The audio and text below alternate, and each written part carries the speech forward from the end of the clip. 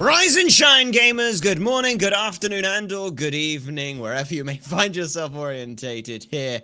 It is your weekend, and what better way to start off your weekend? Who needs a lay-in? There is Smite to be played, and Smite to be watched here. Supersonic Blur for your chair 1. Chair 2, it's that guy over there. I'll get my left and right sorted in a moment. Judas here.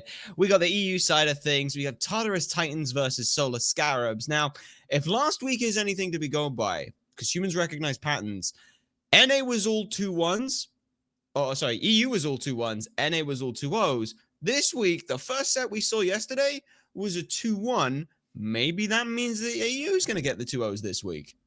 I mean, maybe EU would be looking at the 2-0s, but if looking at the two teams here today, I don't know which side would be getting the 2-0. You know, this is going to be a really closely contested game. I think it's really tough to split these two sides, both finishing quite well in the previous phase. Of course, everyone has gone through quite significant changes, so I have to keep an eye on exactly how these two teams square up.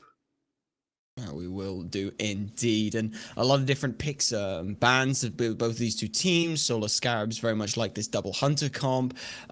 We've seen a lot of developments here on that side of things, so I'll be interested to know how that rounds out as we go ahead and get on into game number 1's picks and bans between Tartarus Titans and Solar Scarabs. Titans are on first pick, and we saw yesterday now that the Baba Yaga is back available. Do you think that's going to be something that these two teams might have their eye on? You'd think so. Like, Baba Yaga right now, out of all the mages in the game, is up there, possibly the strongest, maybe secondary to Raijin. There's still plenty of other strong mages such as Agni or even Ra we've seen a lot of. But instead, we've been seeing a hell of a lot more assassins in the mid lane, you know, specifically Set most commonly, but also some Pele. You can see all sorts coming through there. So I do wonder if that will spill on over. We did actually see it yesterday in the SCC for the first time, I believe.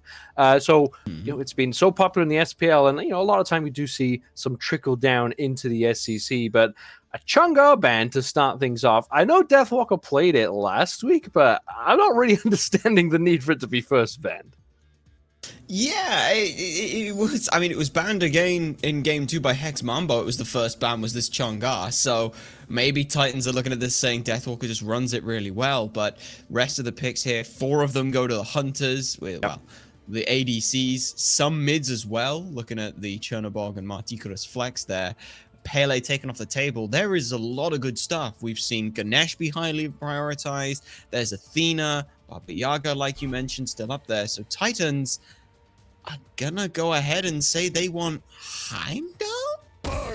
I mean, look, right now you tend to find that the duo lane is either dominated by a specific magical ADC, or you pick a much safer style hunter. You know, we've seen a lot of Heimdallr, we've seen some Hachiman, even a bit of Jing Wei for that extra safety. And I think locking that down for the Titans early is just them sort of saying that they know they're gonna want this safer hunter. You know, there's not been many people picking up Sol, so in that case you'd say there's not really a lot of magical ADCs on the table. Kronos is just non-existent at this current time, so picking Heimdallr sort of says to the Solar Scarabs, like, the Titans are happy with this. What are you going to play? And we are just going to counterpick you from that spot. And Ratatoskr coming through for the Solar Scarabs early on. It's great to see, because we saw TheFrenchEmperor pilot a similar pick last week, and the success through the EU jungle at the moment has been through these semi-global, high initiation style gods. So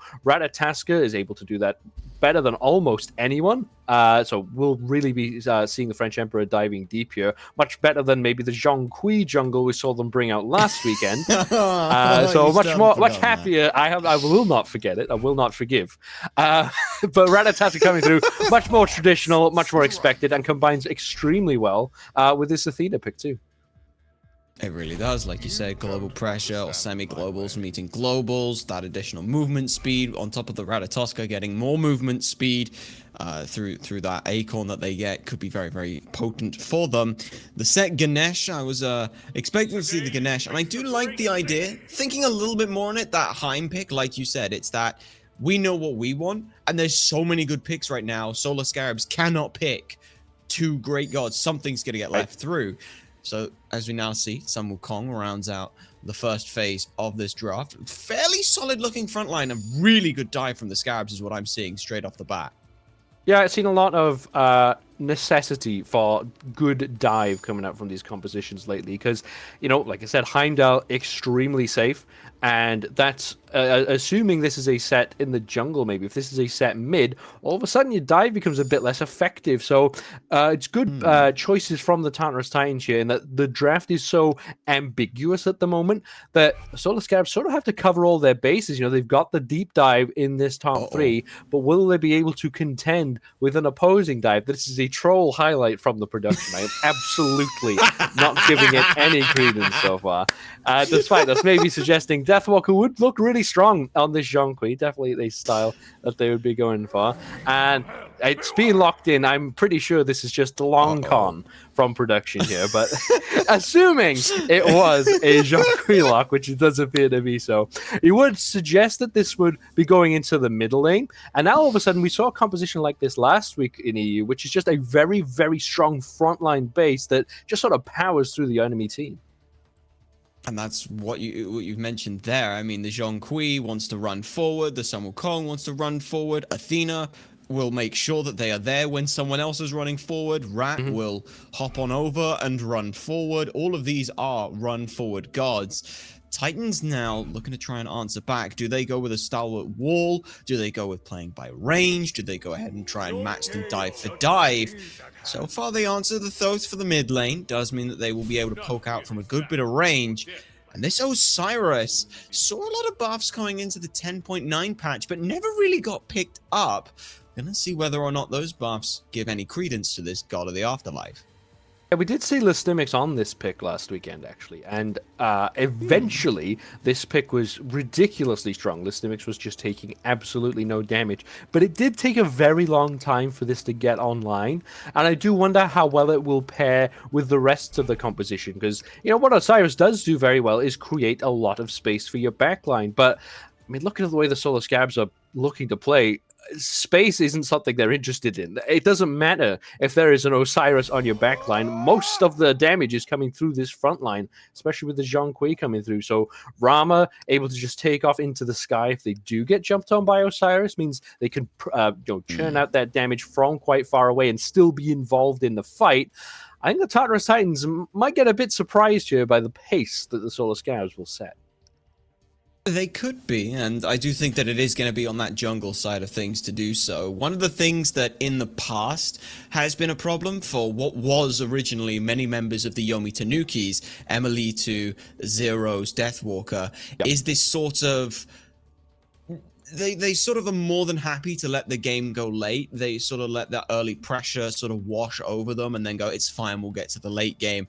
And then try and get to the late game. Oh, no, wait, hang on. No, actually, no, wait, hang on. No. And then the game kind of falls away from them. Yep. So hopefully we'll see something like that. Again, FrenchEmperor, Echrome. Echrome's been a very, very solid player for this. The Ram versus Heimdallr, is there any kind of inclination where these junglers might want to go? I look at this duo lane and think... that's the best option I got early. I mean, the dual lane is going to be a tough gank for either jungler. Ratatoskr going on to Heimdallr is not too bad, but of course, if Heimdallr, if AicyD is fully aware of it, then the Gjallarhorn will prevent the knockup from through the Cosmos. At that point, it should buy you enough time to actually knock away FrenchEmperor and then be able to teleport away with the Bifrost Crystal. Similarly, Set trying to gank a Rama, you'd assume that'll have to be some sort of blink engage followed up with the teleport after Rama will roll away. But if you are Echrome right now, you're not really looking to box a Heimdallr anyway, so I'd expect to see this Rama playing close enough to their own tower that if Set does show up, you're only a roll away from being back in the tower and in safety. And, Set doesn't exactly burst someone down immediately. You can do a lot of damage with the skewer, especially if you're able to get more than one proc of damage from it. But early game especially, Rama's not going to be in a ton of danger. Roll away, go up into the Astral Barrage, and the damage coming out from Set isn't quick. And I just don't really see a whole lot of action going on over there. Now, if you combine that with things like the Athena coming in to protect, it might mean that you can combine that with FrenchEmperor on this Ratatoskr to gank the Heimdallr. Aside from that, it's going to be tough. I'd maybe expect the Solar Scarabs to pay a bit more attention to Zhainy on the Thoth, maybe a little bit more vulnerable, but This is EU. I wouldn't be too surprised if it's like more that. of a war of attrition. So I'm not sure we'll be seeing too many sparks through the laning phase. Okay then, so laning phase sort of falls away, and I think for Solar Scarabs that's something they enjoy. Zyrhoes, like I mentioned, this is the person who is more than happy to play Chronos mid with the Warlocks with Book of Thoth and say, "Oh, I'm stacking. I'll see you in 20 minutes." The Zhong though, is that something like that suits that kind of I'm just gonna farm, I'll see you in 20 minutes kind of gameplay? Somewhat, you do want Zhong to have time to build up their defenses, of course, build up that passive stack. And similarly to what we saw last week is you'd expect a Zhong to take part in a fight, and all of a sudden there's about a 6-second window of just amazing amounts of dive and damage coming out, because not only the damage from recall demons, but also the sustain it provides to the rest of your team. We could see a real heavy engagement from the Solar Scarabs, but if the fight were to go on longer than that, that's when you're seeing Thoth able to, churn out damage over multiple resets of cooldown. You could see Heimdallr able to reposition multiple times through the Bifrost, and of course Set, as we mentioned, needs some time to get their damage off. If a long fight happens, then all of a sudden Set will have this time. So it's going to be really tough. I think Zhong will need some time to really come online, but it's going to take a little bit longer than that. And yeah, I think over time we'll see this Zhong really grow on into the game, and I mean, I would expect to see Zyrhoes have an impact. Hopefully they are able to do so. That is, well, we've looked a lot at the Solar Scarab side of things. Titans, the Ganesha pick, this has been such a highly prioritized god. We saw a lot of it banned away. We did see it picked up a little bit yesterday on the NA side. Didn't necessarily have the win rate that I think anyone would be expecting from such a god, but the fact that it's sort of this anti-dive, but can also dive, but can be super supporty in the backline, but it kind of just feels that niche of I can do everything, but it doesn't have that fallback of I feel not as good as other gods in every role. Yeah, you tend to find it can be played in a way that is defensive, like you mentioned, but you can also be aggressive with it. And I think the flexibility is quite necessary when you are coming into a draft like the Solar Scarabs have, where it could be very aggressive, as you mentioned, but they could also play this passively, as is the style of this team, like you mentioned, where they get to the late game and are more than happy to wait until the 20-25 minute mark before actually engaging. So you sort of need that flexibility in some of your picks. That may be the case. We'll see. Will they break? Will they bend? Picks and bans are done. Let's go ahead and get on in to see how game one unfolds here between Tartarus Titans and the Solar Scarabs. And it is, thankfully, not Zhong jungle. I mean, I wouldn't have expected it. I was considering some sort of Sun Wukong mid Ratatoskr solo. I am absolutely very happy that doesn't come through. Sometimes you just need a bit of traditional Smite, but as we saw with the Solar Scarabs, they have this willingness to mix it up. So if this initial game plan maybe doesn't go quite to plan in the way that they would like, they have the potential to bring up something different for game number 2. So we'll keep an eye on it. It's like we said, standard across the board for both sides. I'm not seeing anything too spicy in some of the builds. Even the recipes are what we would expect. So we'll look through anything. But for the time being, I think this will be a nice standard first 5 minutes of the game. Interesting. The one that caught my eye was just Zhainy. I think that is Party Punch. I thought about it. Yeah, I think you're right. Yeah. And so, I mean, we've seen it a lot on the assassins. Does it still work as well on a mage? Absolutely. Actually, we've been seeing a lot of Party Punch on Ra, and purely because, as you see what Zhainy's doing right now, you sort of just kind of march around in circles a bit in the mid lane, especially when you are waiting for waves to come through. But that all counts as a distance covered, and your Party Punch does not take long to stack. It only stacks up to 10, and that's not a lot of distance. So it's good for gods that would like to poke and prod, as, unsurprisingly, Thoth does like to do, because what you will get is this extra 40 or so damage each time, but it's almost like having a Soul Reaver passive at the start of the game. Of course, you do have to stack that recipe up first, but once you have that, it's very similar to the damage that a Soul Reaver would be doing, actually. It's that sort of 2% range of HP, but you get it on such a short cooldown, or at least it refreshes quite quickly. I'd expect it to pay off for Zhainy in the long run, because as much as you do like Bountiful Bear, a lot of the mid lane builds have a lot of cooldown anyway. But yeah, it looks like we might be seeing a bit of aggression in the solo lane. Possibly. MastKiII swung right. His French Emperor goes ahead and grabs at the speed buff. Echrome finally grabs that one from the pressure solid Scarabs have. But actually, in the end, MastKiII only goes ahead and grabs the cooldown buff. So doesn't look like too many sparks are going to go flying. We'll have to see whether or not these junglers make an impact here towards the mid lane. Mast is the first one in. It's a lot of aggression, but immediately just stunned out. All calm and collected, but Emperor goes on in aggressively. Some relics have been popped. That's just over 100 health that MastKiII gets away with. And that was MastKiII's lesson of you are not ganking anybody in the start of this game. Zhong does not care about a set. As we mentioned, either does Rama. And hey, Sun Wukong, probably the most ungankable target in the entire game. So I would expect now to see MastKiII pay a lot more attention to just jungle invades and, you know, maybe getting behind and getting on top of the French Emperor. It's Galadriel and emilitoo do a bit of sparring over these chests, but I think that's just the way it's going to go for MastKiII now. It's going to be a bit more of a farm style game. Doesn't seem to be going for the Transcendence though. Looks like that will just be a Jotun's Wrath. I'm not sure you need Transcendence, and we actually saw last weekend it was Zhainy, in fact, going on to the Susano, went for this Transcendence Soul Eater style, but it was so slow from the jungle that we really didn't see a lot of impact. So I'm happy to see MastKiII at least intent on fighting early on, but I really don't think there's a lot of opportunities in the lane. It will, like I said, all be about these early jungle invades to get these small leads.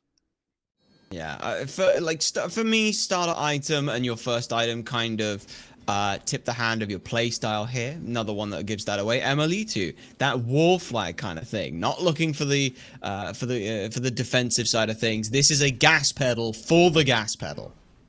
Yeah, I think each support starter item has its own little place, its own merit. A lot of the times we'll see an Athena go for benevolence. This tends to be because you spend a lot of time rotating through the jungle, but with the war flag instead, it does a similar job in that you don't intend to maybe spend as long in lane as a Sentinel's Gift would expect you to spend, but it means you kind of want to get into lane, get a wave down, and then hit the go button. Like you said, it's going to be gas pedal, but whoa, some gas pedal in the mid lane.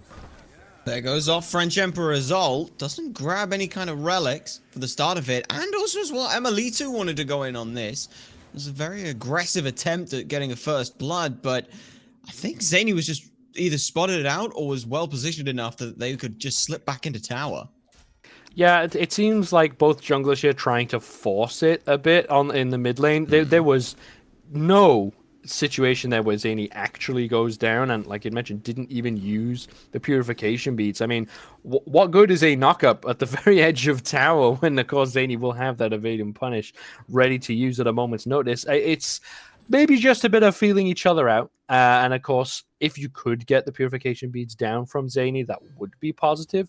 But even with emilitoo here early on, I don't expect to see, like I said earlier, a lot in any of these lanes. It's very, very safe across the board. I mean, look at this. There's huge aggression, but maybe not a whole lot of fighting. Certainly not. I mean, you got the ultimate. You may as well use it, I guess. I guess. That's what Galadriel's going to go ahead and throw that out. But we do see the rotation now for the first 5 minutes, which is nice to see both of these supports go out. We've seen a little bit of these supports kind of sat in lane for like 7 to 8 minutes, so already early moving out is a sign of some aggression. And I'm glad it's Solar Scarabs at least trying to do something. Like I mentioned on the desk side of things, this is a team that has been very passive early on and not necessarily wanting to go aggressive. So I like this, even going for an invade. Yeah, going for an invade on this purple buff, trading out with the blue buff on the other side of the map. You know, MastKiII picks that one up. And unfortunately, for AicyD, we'll just have to let that one go. Galadriel, nothing they can do about it because the damning pillars had already been used. But this is how I would expect this game to go. From both compositions, it's all about the small gains you can get either from these buff invades, but possibly more importantly, from the shield camp and the cooldown buff on the left and right-hand side of the map. Now, we've seen a bit more attention from MastKiII on this right-hand side cooldown buff, but I mean, the shield buff, just by virtue of having 2 extra little minions, is just worth a bit more gold. So, you know, I'm not sure that's a wrong decision. You know, if you get the guaranteed cooldown buff and blue buff every time, and then maybe contest that shield buff through AicyD. So of course, you know, Heimdallr can put out some pretty high damage from long way and still get away safely. So it's not a totally wrong decision. But if the Tartarus Titans do let this left side be given up to the Solar Scarabs for too long, they might find themselves reaching that mid and late game stage at more of a deficit than they'd really like. It'll just come down to who can get control of these beacons and the Gold Fury. You see the beacon still not spawning for quite some time. Gold Fury not really on the table for anyone. It's still all about these small camps, as MastKiII does this time make a rotation to the shield buff. And they will pick that one up as Zhainy falls themselves a little low. Pops out for the ultimate in case there was any kind of attempt for a fight. But for now, it is all that very much poking and prodding. About a 1,500 gold lead in favor of Solar Scarabs, which is impressive considering it's been a few invades that have been traded out equally. Someone somewhere is getting a little bit of this extra farm. I have to feel it's just going into tower because look at this, Echrome about a level and a half, up to 2 levels onto AicyD. That feels pretty good if you're a Rama player. Yeah, it will feel good, and of course we're seeing a lot of set on the map, and I think Solar Scarabs are aware that MastKiII is over here, and goes on to Deathwalker, just gets the Somersault Cloud though, and that will be that. Well, apart from now... Will it though, because Deathwalker comes on through, FrenchEmperor lands as well, the French reinforcement in emilitoo comes through as well, MastKiII turned around on for first blood. Deathwalker answers that one, Galadriel walking over here is too little too late. And that's just the power of global rotations. Looks like a bit of complacency there from MastKiII, you know, you recognized... Oh man. No juke is the best juke, I love that. Galadriel just got styled on a little bit there, as did MastKiII previously. Like I said, a bit of complacency. I mean, I even called it myself. Despite being able to see everything on the map, I said the words, that will be that. And I'm sure MastKiII was thinking the same thing, but not respecting the semi-global rotation power of the FrenchEmperor on this Ratatoskr. It was nowhere in sight, and then all of a sudden, quick kill. And look at the gold lead. It is just... absolutely expanded so fast. You mentioned it was mostly just going into towers, but now with that one first blood, you know, that extra bounty coming through, it's really skewing now in favor of the Solar Scarabs, and I would expect them to be, you know, the ones pushing the advantage up this upcoming Gold Fury, and maybe we'll keep an eye on Galadriel and see if they've got their monitor turned on, I suppose, to recognize when emilitoo's just standing still. You gotta love that. It's that analysis in your head of, right, well, you're in a small choke point. I'll wait for them. I'll cut them off in the path as we funnel each other in. Then I'll dash them so the rest of the team comes through. emilitoo's just there like, yeah, I'm just gonna stand here. I know where he is. I'm not gonna move. It's that what's the meme where it's like, it's the bell curve, like low-level players know you can't, you know, like... I'm they don't know to juke, yeah. Mid lane. No, I'm not gonna do, you know, you can't just do that. You have to actually think about it. As MastKiII looking to try and get themselves away. Jingle Bang not quite got the range for it. Even so, Solar Scarabs now. Deathwalker's starting to roam a bit, and this scares me, because look at their second item. They are feeling themselves right now. Yeah, the Breastplate of Valor we've seen come through quite often early on because of its you know, cheap price these days, and just everything it does provide. But the Brawler's Beatstick on top of that, definitely going to be hurting right now. I think that the damage coming out from Deathwalker will be something that the the Tartarus Titans need to be more aware of. You know, we've seen MastKiII on the set show up a few times and not really have the damage. But now that you don't have the damage, you also need to recognize that Deathwalker does have the damage. It's a fantastic dash from AicyD there.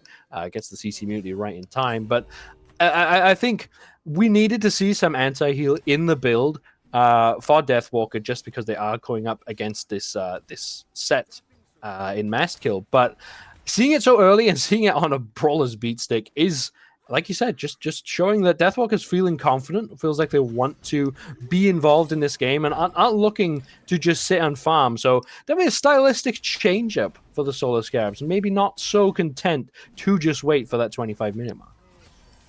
Agreed. I mean, even Deathwalker's relic choice here doesn't go teleport, gets beads and claw shard. All of this screams aggression to me, and Solo lane, I've said many a time, the whole point of solo lane is getting out of solo lane as fast as you can. Deathwalker now with that little bit of a lead as well. It seems Scarabs are trying to play through this right-hand side because Echrome is so comfortable on their own. We saw a little bit of it there as you were breaking things down. AicyD versus Echrome. Echrome is out clearing you. They're out poking you. They're just out winning this lane.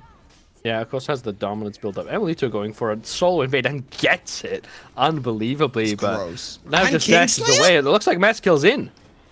MastKiII goes in, Kingslayer aggressively, man. FrenchEmperor stuns them out, and that's just it. They go back up onto Yggdrasil, drop back down. It's a 3v3, MastKiII looping around for a long shot. But even so, it's just not going to find it. FrenchEmperor avoids the final judgment, pulls away a couple of members. Zhainy does answer them back, but now Zyrhoes has made the rotation. Lestimics, though, chews through emilitoo's health bar, and it's just all gone wrong. Tartarus Titans have found a foothold. Deathwalker trying to punch on through, but it is just the clone. So a 2-for-none, very deep invade punished. Look, I'd already had my analysis point ready, and that was that semi-global and global ults can also be used to retreat from a fight. Solar Scarabs maybe consider that, oh, we can just run away. And then it was, but what if we didn't? And then, you know, there's someone in the comms going, yeah, we should have run away there. It was a huge engagement for early on, actually. I think emilitoo would have been completely able to get away with that had they just attached to FrenchEmperor and FrenchEmperor leaps away. But first beacon comes up, it looks like a bit of a skirmish. Just a bit of one. Zhainy again has final judgment thanks to that 20% CDR they've got and a lot of penetration as well. But just the threat of it alone is enough to push off of the beacon. I do believe that Tartarus Titans were able to secure that one. Now the Scarabs are swinging over to this side of the map where they were definitely ahead. And AicyD cannot survive that one. Just the rotation of bodies and the CC chain there is too much. Beads burnt, as is their life bar. So Solar Scarabs, at the very least, they still have Echrome who's winning a lane. My goodness, and is Echrome winning a lane? It's a 3-level lead over their opposing hunter now. And unfortunately for AicyD, they got caught. We'll have to hold on. Big engagement yet again. Final judgment. This could be huge. There's final judgment, deleting emilitoo's health bar. The sacrificial lamb at this point in time as Ram, looking for shots, cannot find them onto Galadriel. Would have needed all 3 for that 400 health. But even so, Solar Scarabs, they're testing the waters at very least, but that's the second time emilitoo has died. And I'm pretty sure that was die, walk to lane, die again in the next engagement. Yeah, it's a strange one. You would say the dual lane for the Solar Scarabs has done quite well. Like I said, Echrome with at least a 2-level lead over AicyD, and just look at the damage coming out. But we saw that kill onto AicyD is fully through the pressure that Echrome has been dishing out. It has the dominance online, so just every basic attack is hitting that much harder.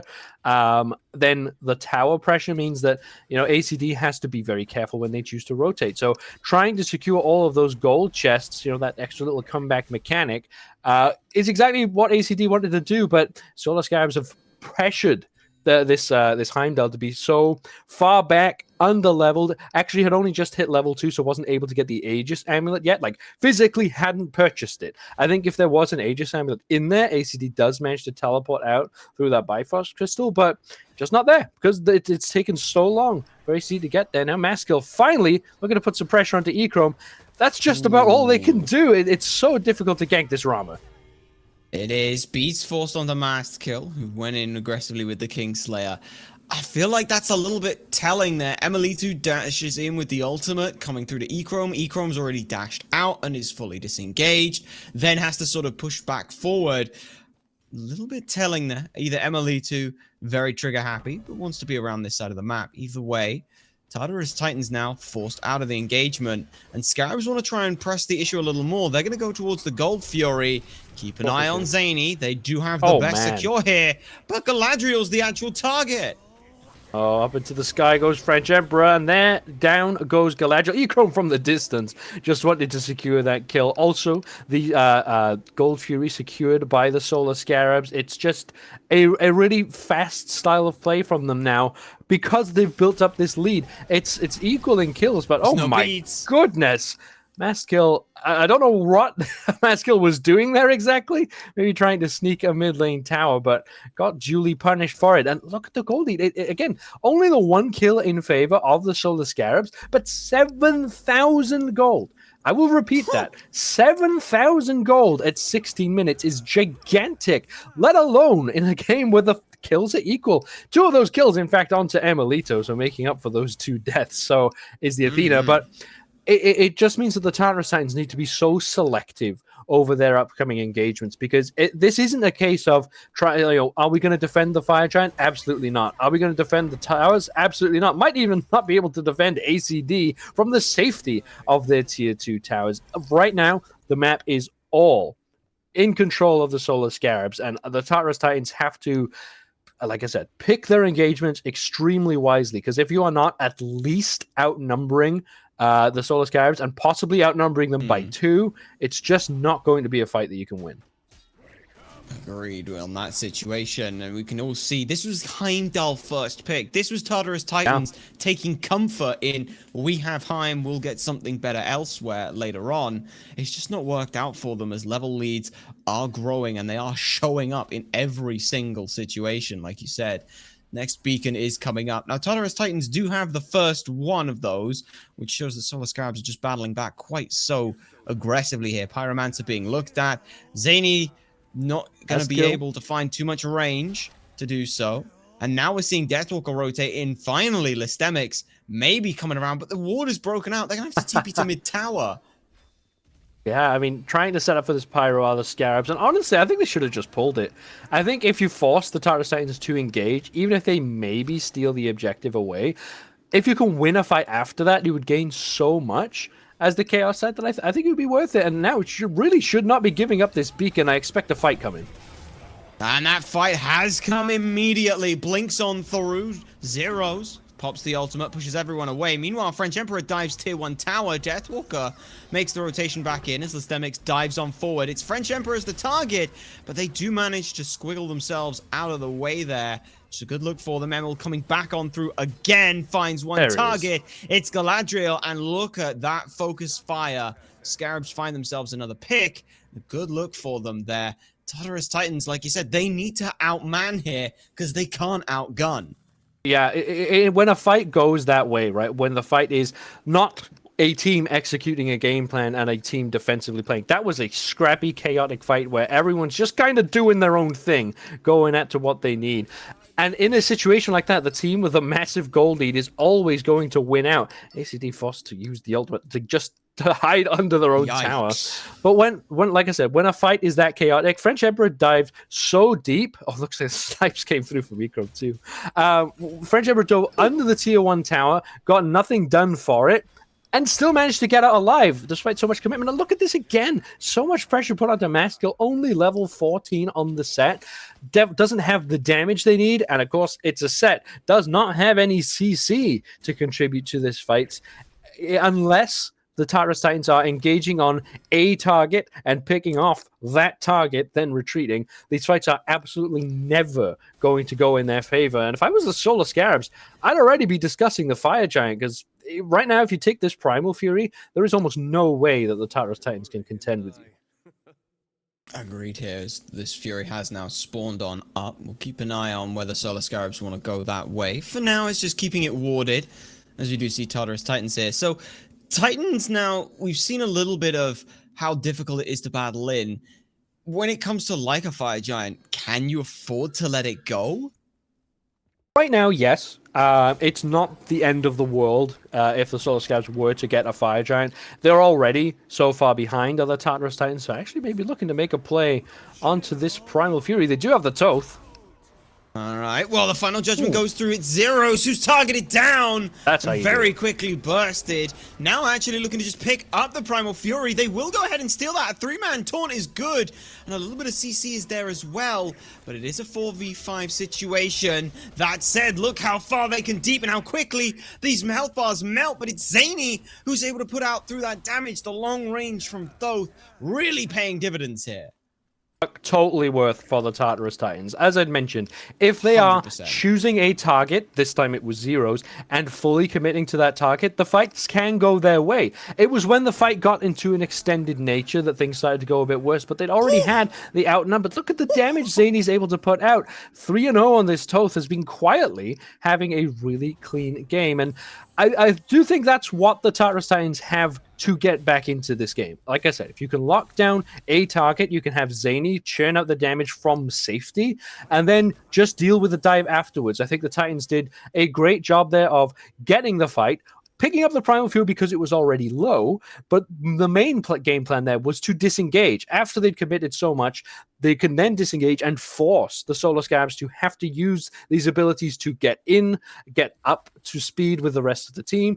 And, you know, that's when the fights can get a little bit disjointed, and that's what the Titans have to do. They've now figured it out, if they didn't already know, which I'm sure they did.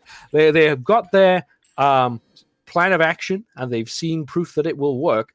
Now they have to put it to work again. You might not always be able to target down Zyrhoes, especially if they have the Recall Demons fully stacked up. But the Pyromancer being focused on by the Solar Scarabs, they're not phased by that objective going the way of the opposing team. Do want to be looking at it, but when they get a better opportunity. Because right now, you know, we see Echrome still on the left-hand side of the map, and maybe looking to finish off their build. Already has the starter item fully upgraded. It is just waiting on probably the glyph from the Executioner and also the Golden Gooseberries to be sold and replaced with maybe some crit. You know, we've seen sometimes people going for the Wind Demon or even just a Deathbringer later on. So we'll be interested to see exactly what Echrome does bring to the table, because this Rama has been hitting pretty hard. As you can see, top of the player damage charts. If the Solar Scarabs can keep Echrome involved in these extended fights, then the Rama should win out overall.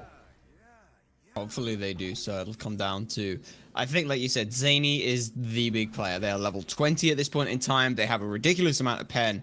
I wouldn't be surprised if this party punch gets held until after starters, and then even then, you have to have a full tier 3 item before this party punch gets sold, because we saw Echrome on the tail end, evade and punish on a glyph, then into the hieroglyphic assault. 2/3, 45, 4/5 of the health bar gone. Speaking of 2/3 gone, Fire Giant completely destroyed there by the Solar Scarabs. Great work from those finding the time. Everyone else from Tartarus Titans was gone. Like you said, it's not the end of the world, but it could very well be the Gjallarhorn signal. I think the Tartarus Titans were fully aware that that was happening, and also would have made the conscious decision to not defend it. Like I mentioned, they've already found their game plan. Even if the Solar Scarabs were full build, 15 levels ahead, and had like 20,000 gold of a lead, the game plan's still the same for the Tartarus Titans. It does not matter the context. The game plan is pick a target and kill them off one at a time. That's the only way the Tartarus Titans get anything done. What they do need to do is make sure they don't bleed away too much. These tier 2 towers will not be able to be defended. So, you know, you can at least put up somewhat of a fight, but they will be going down eventually. It's all about keeping an eye on this Titan push that will be coming down the right-hand lane. If the Solar Scarabs have the backup of that Titan, then all of a sudden this Phoenix defense, you know, we would normally describe the Phoenix as being that 6th member of your team to equalize a deficit. Oh, but MastKiII in so much trouble. Wow. Not even sure TheFrenchEmperor even needed Defender of Olympus there. But with the Phoenix generally being the 6th member of the team for the defending team, it will now be the Chaos Titan, be the 6th member of the Solar Scarabs, equalizing that deficit even more. So with everything being in control of the Solar Scarabs, it's all about, can they take their perfect engagement? Can they push with this Titan, as they've been set up to do, so clear of the left-hand side of the map already? Can they then push into the Phoenix without giving up too much? You don't have to win the game off this push, but you do want to be looking to get at least a Phoenix. Otherwise, we might start to see the Tartarus Titans grow back into the game.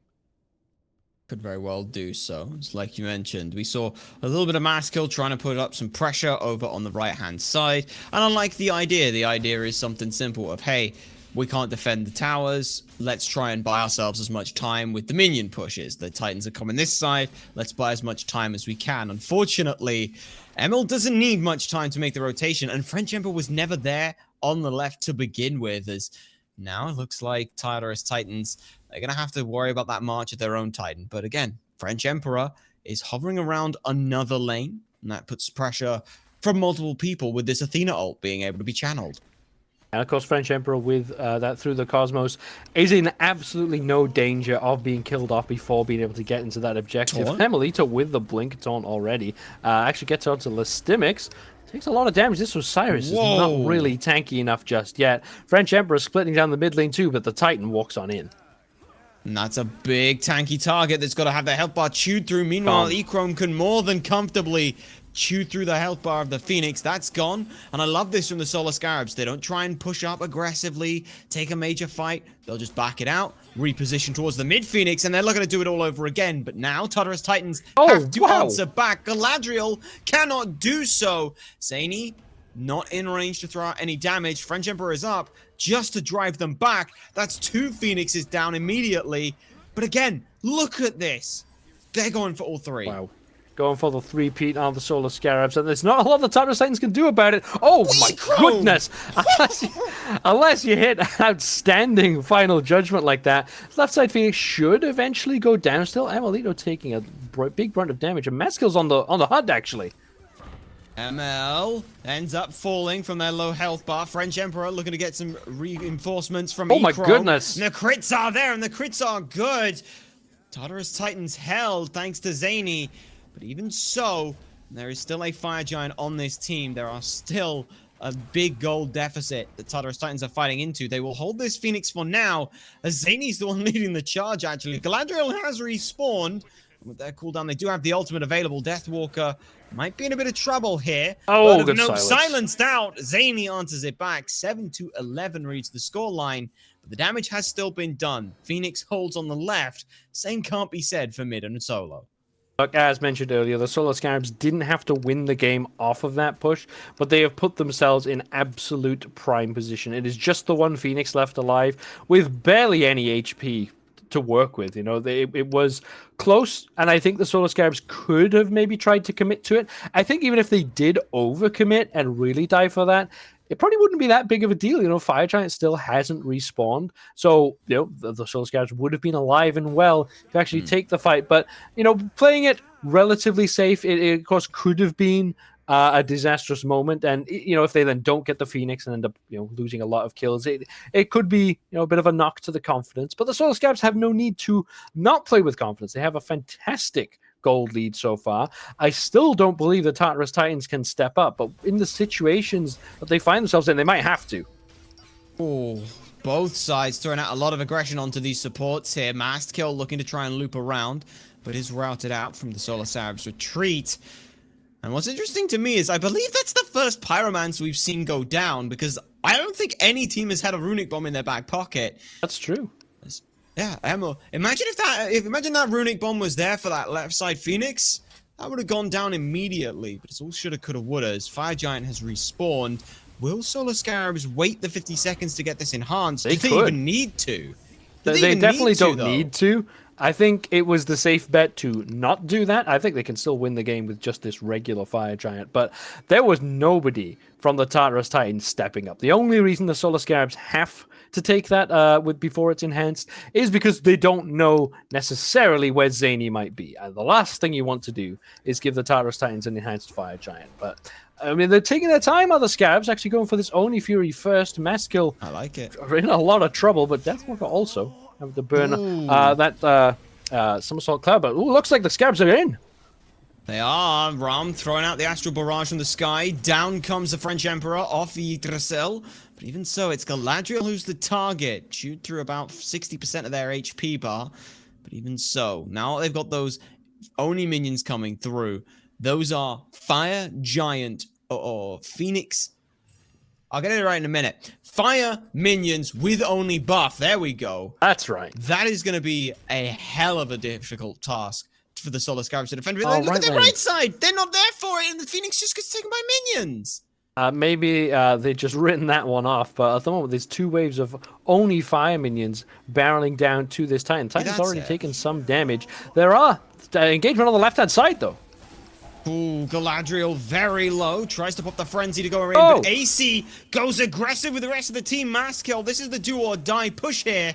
It's a 1-for-2 trade out. Solar Scarabs coming off worse for wear from it. Zhainy's damage just so good from such a long range. They have given up these two Phoenixes to try and hold here. But even so, Echrome isn't around to put out enough damage. And as a result, emilitoo can taunt all they like. They're just going to get chewed through for the process. Titan takes a little bit of damage, but Tartarus Titans, they play that about as well as they could do. Tartarus Titans were looking for time, and maybe they have bought enough. AicyD still not even full build. Has actually gone for the tier 2 Odysseus bow. Similarly to MastKiII, has actually just sold the recipe and only now purchasing that charged Morningstar. So it's maybe enough. Not quite full build on these damaged characters, but MastKiII and AicyD got all the way in there, made that last stand fight that they had to do. And, you know, when they're fully committing like that, the Tartarus Titans do have a good composition for these team fights. It's just been they've been fighting at such a deficit that has still not gone away. They haven't really been able to make this engagement. Now, the Titans did lose both right and mid Phoenixes again during that fight. And what that's meant is they're still going to be under this fire minion pressure even when this next fire giant spawns. It is enhanced, so maybe you'd suggest the Titans have to make some sort of stand, but I don't know. You have to take the fight. I don't think just stealing away the objective is going to quite be good enough. Don't forget that Order-side Titan is still at 50% HP. If one wave of minions get in there, Solar Scarabs can just commit to the Titan instead, and they have the global presence to do so. You know, the Athena ult plus the Through the Cosmos from FrenchEmperor can get enough damage onto this Titan in an instant if it's necessary. But as there are still two members of the Solar Scarabs with this Fire Giant, they are looking to make another sustained push, but I can't imagine there'll be too much commitment from them. Not particularly, and that actually brings up a good point. I was kind of surprised that Solar Scarabs, when they see those two Phoenixes go down, they got so hung up on getting the left side Phoenix. I'm looking at this going, why did you guys not just like dropship FrenchEmperor and emilitoo into the Titan? Why even take the fight on the left? Could they have potentially just looked to end here? Possibly. It would have been a tough call to make, especially so early in the game. You know, don't forget, we are only 33 minutes in, so we were about 30 minutes in this previous push. You're still not quite as powerful as you maybe expect to be in the late game. So it'll always be a brave call, but have to be a brave call from the Titans to defend this. This is another sustained push from the Scarabs. It is, but this time, look at who was actually on that siege. It was Zyrhoes and emilitoo. The rest of the damage was all pushing down mid. Try and put out a little aggression in that way. We did see another beacon go down, so I believe it is parity. That's the fourth one, and Tartarus Titans were able to grab that. Another Primal Fury goes the way of Solar Scarabs, making it easy to get this next Fire Giant. Whether or not Tartarus Titans can afford to let this one go. Like the first one, 20 minutes in, yeah, towers are still up. The Phoenixes might be under duress, but that's okay. It's not too bad. Second one, all right, well, we had to defend against the, the Titan siege. There was a lot of issues around there. This one, I don't think you can be so blasé about letting go. Like I mentioned, it is enhanced. There is this right-hand Phoenix about to respawn, so there will be another Fire Minion wave to contend with for the Tartarus Titans, but they're in the right location for it. It'll also be this mid-wave under some pressure, so it's all about if the Scarabs, realistically, they should be pulling this Fire Giant now and making the Tartarus Titans have to make the decision, because you don't want to be the one second-guessing yourself. With Zhainy on the map, this is the time for the Scarabs to pull it, and yeah, Echrome shall start it up. Looks like the front line for the Tartarus Titans will commit to the defense, but it looks like the Tartarus Titans are here to defend.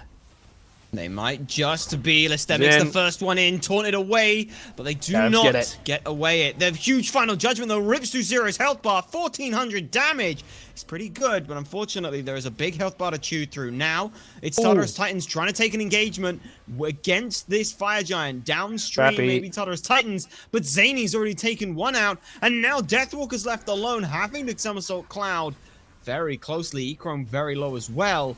Titans might have a good fight here. No one's been able to get in onto Zhainy. Finally, Solar Scarabs start turning around because the FrenchEmperor was in the back line, but they're trading out 1-for-1 here. Trading out 1-for-1, and I think this still benefits the Solar Scarabs. They do have the enhanced fire, can still burn down these last couple of phoenixes. Now, Galadriel is exposed. This should be the one kill that goes unanswered, even if it might take some time. But all importantly for Solar Scarabs is Echrome is still alive. That means these phoenixes will burn quickly. The damage will be there for the Titans. So sweeping from right to left, go with the Solar Scarabs. It was what the Titans had to do. Lestimics actually gets into the Fire Giant pit, and if someone is there, you have what you need to defend. There's another final judgment being charged, but it looks like the Solar Scarabs are just going to try and go for the end. Looks like it. ML, first one to pick one member off. It's all on Zhainy. But even so, it's now only Zhainy who can survive this. This final judgment has been threatened, but no one has activated it. It gets thrown out. Zhainy pushing off Echrome, keeps them out of the way, but Deathwalker holds firm. This Titan isn't going down quickly. They'll turn their eye back towards it. Zhainy is firing off at Echrome. It's a lot of damage, but the Titan just falls too fast. So close there. Echrome almost falling down. MastKiII gets the respawn and maybe could have decided that they were able to just fight back, but it was so close. The Tartarus Titans just needed a little bit more time, but credit to the Solar Scarabs. They played that one perfectly. It was a tough juggle of that Titan. You know, you have to juggle who's going to be taking the aggro from the Titan, who's going to be taking the aggro from Zhainy in particular, the bigger threat on the map. And yeah, I think there was a couple of times where the Titan got reset, and the health bar was getting very, very delicate. It was a really tight call, but Solar Scarabs basically had the lead from that entire game, so they do come out deserved winners. They certainly do come out swinging with a fantastic comp. Early pressure was the name of the game, and they're able to put that early pressure out. For me, the big one, if you are going to first pick in first position Heimdallr, I need to see that god do something, because against Echrome on this run, it just felt like it was a throwaway pick at the end of a draft. Yeah, it really suffered with the pressure. You know, we did see like a 3-level lead about 15 minutes in, and that is through no input of the supports, of the junglers. It just meant that Echrome had so much space to work with. Rama is the slightly less safe of the two gods, so really shouldn't have had that much freedom. Certainly should not have. We'll have to see whether or not there are any changes in picks and bans for the second game, but to do that, we're going to go ahead and get things set up, so we'll be right back after this break.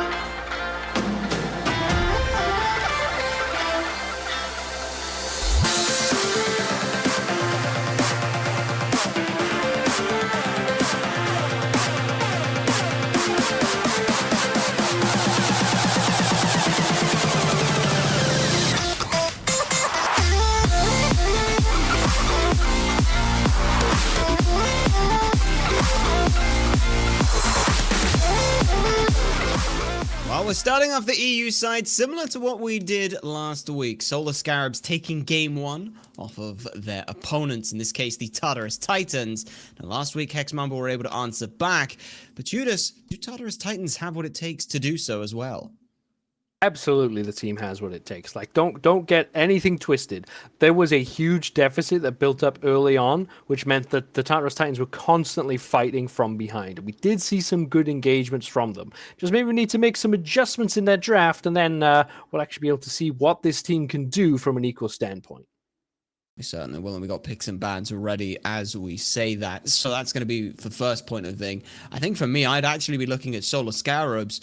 Do you think you'd throw just a ban at Zhainy on this Thoth? Because if this Thoth gets it again, I think Zhainy's going to have a runway with it.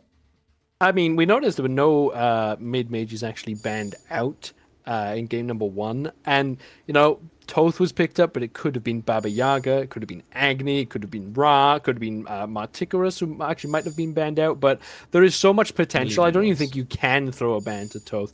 I actually think what Solar Scarabs need to try to repeat, and what the Tartarus Titans need to do as an adjustment is actually maybe give something that AicyD can work with a bit more. They did top pick the Heimdallr previously, and it's not that Heimdallr was a particularly poor pick, but when you combine that with the fact that they were up against a Rama, who is a relatively safe hunter, and then combine that with a Ganesha support and a set in the jungle, there was really no lockdown for Echrome. Like, Echrome was pushing up so high in the lane, and had nothing to worry about. You know, what was there that could have punished them for it? Nothing, I would say. So this time, a much better top pick from the Titans, I think. Having an Athena there solidifies that for you. You can also flex it if you need. But Athena is such a strong pick at the moment, and you know, maybe got punished by it previously and has recognized that this pick is worthwhile. They'll pick that one up through, but then Thor coming out from Solar Scarabs still leaves quite a lot on the table. It does, with the Wukong as well picked on up. Deathwalker had a pretty damn good game on it. I'm not surprised to see it. A lot of redive potential. Safety from the Cloud Somersault was up there. And now you get TheFrenchEmperor, the Thor. It does feel very similar to the Ratatoskr in regards to jump down with big CC into a little bit more CC into a huge amount of burst damage. Absolutely love seeing that. Tell you one thing I don't really like seeing a lot of. It's this Morgan Le Fay so early.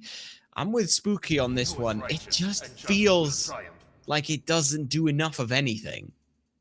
It's a tough one. Morgan Le Fay can potentially be one of these dynamite picks that really blasts down an enemy team. But there is no long-range poke and prodding. It's you know, a fairly decent range, but it's not particularly long range.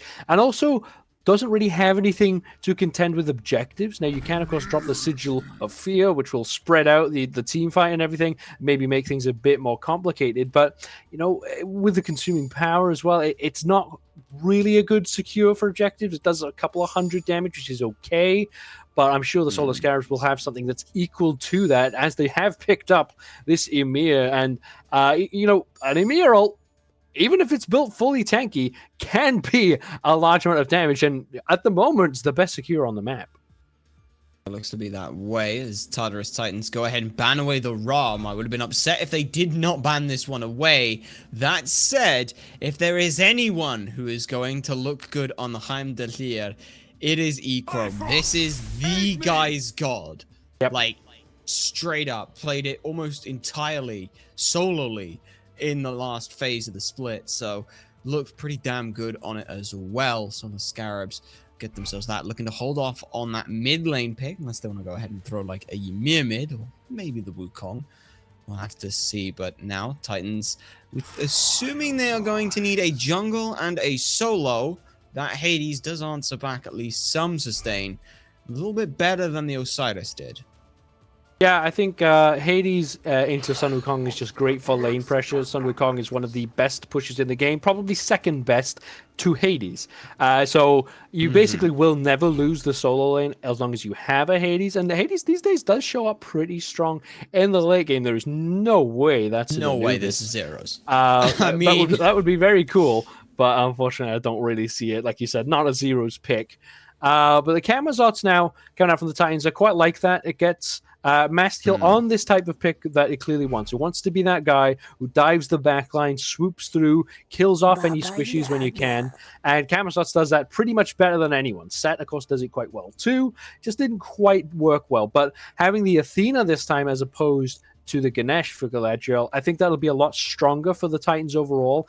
It also gives this space to MastKiII. If you have the engagement, the lockdown coming from somewhere else, that will draw the attention of the Solar Scarabs, and that will give the window for this Camazotz to dive into. I think this is a stronger draft for the Tartarus Titans. The only question mark might be this Morgan Le Fay pick, but I've seen it work really well up until Baba Yaga, though. I feel like Baba Yaga might have just been a better pick in a very similar style. So keep an eye on this mid lane. I can see it being quite impactful this game. Sounds like mid lane is where all the madness will be happening here as we go ahead and get on into game number 2. Titans looking to take us to a 3-game set. Solar Scarabs looking to knock this one out cleanly. And I talked about the idea Echrome gets their signature pick. Zyrhoes, Baba Yaga. I can't name a more iconic duo. I can name one. It's Zyrhoes and Kronos.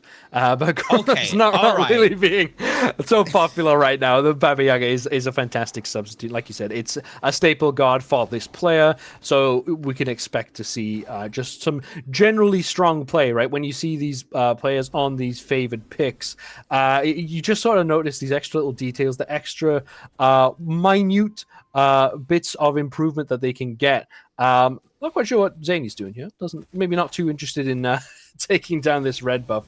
But I think I've seen Zhainy play this Morgan Le Fay a few times too. So I'm excited to see how it can be done. If it's not seen as the better pick in lane, it sometimes is easy to highlight it as a problem. But we saw how well Zhainy played previously on the Thoth. Now doesn't quite have that safety. But the Solar Scarabs are going to have to find a way to deal with this pick because we saw what Zhainy could do previously. See if they can do it again. That will be the question for now, as emilitoo showing the aggressive nature of this Ymir early on. TheFrenchEmperor and MastKiII fighting back a little aggressively, though this time MastKiII is the one who comes away better on the trade. Zyrhoes just trying to clear out the way. In fact, both of them are, but Emperor threw out Munich to 2 and very early on. That's just too much damage. You can't afford to miss.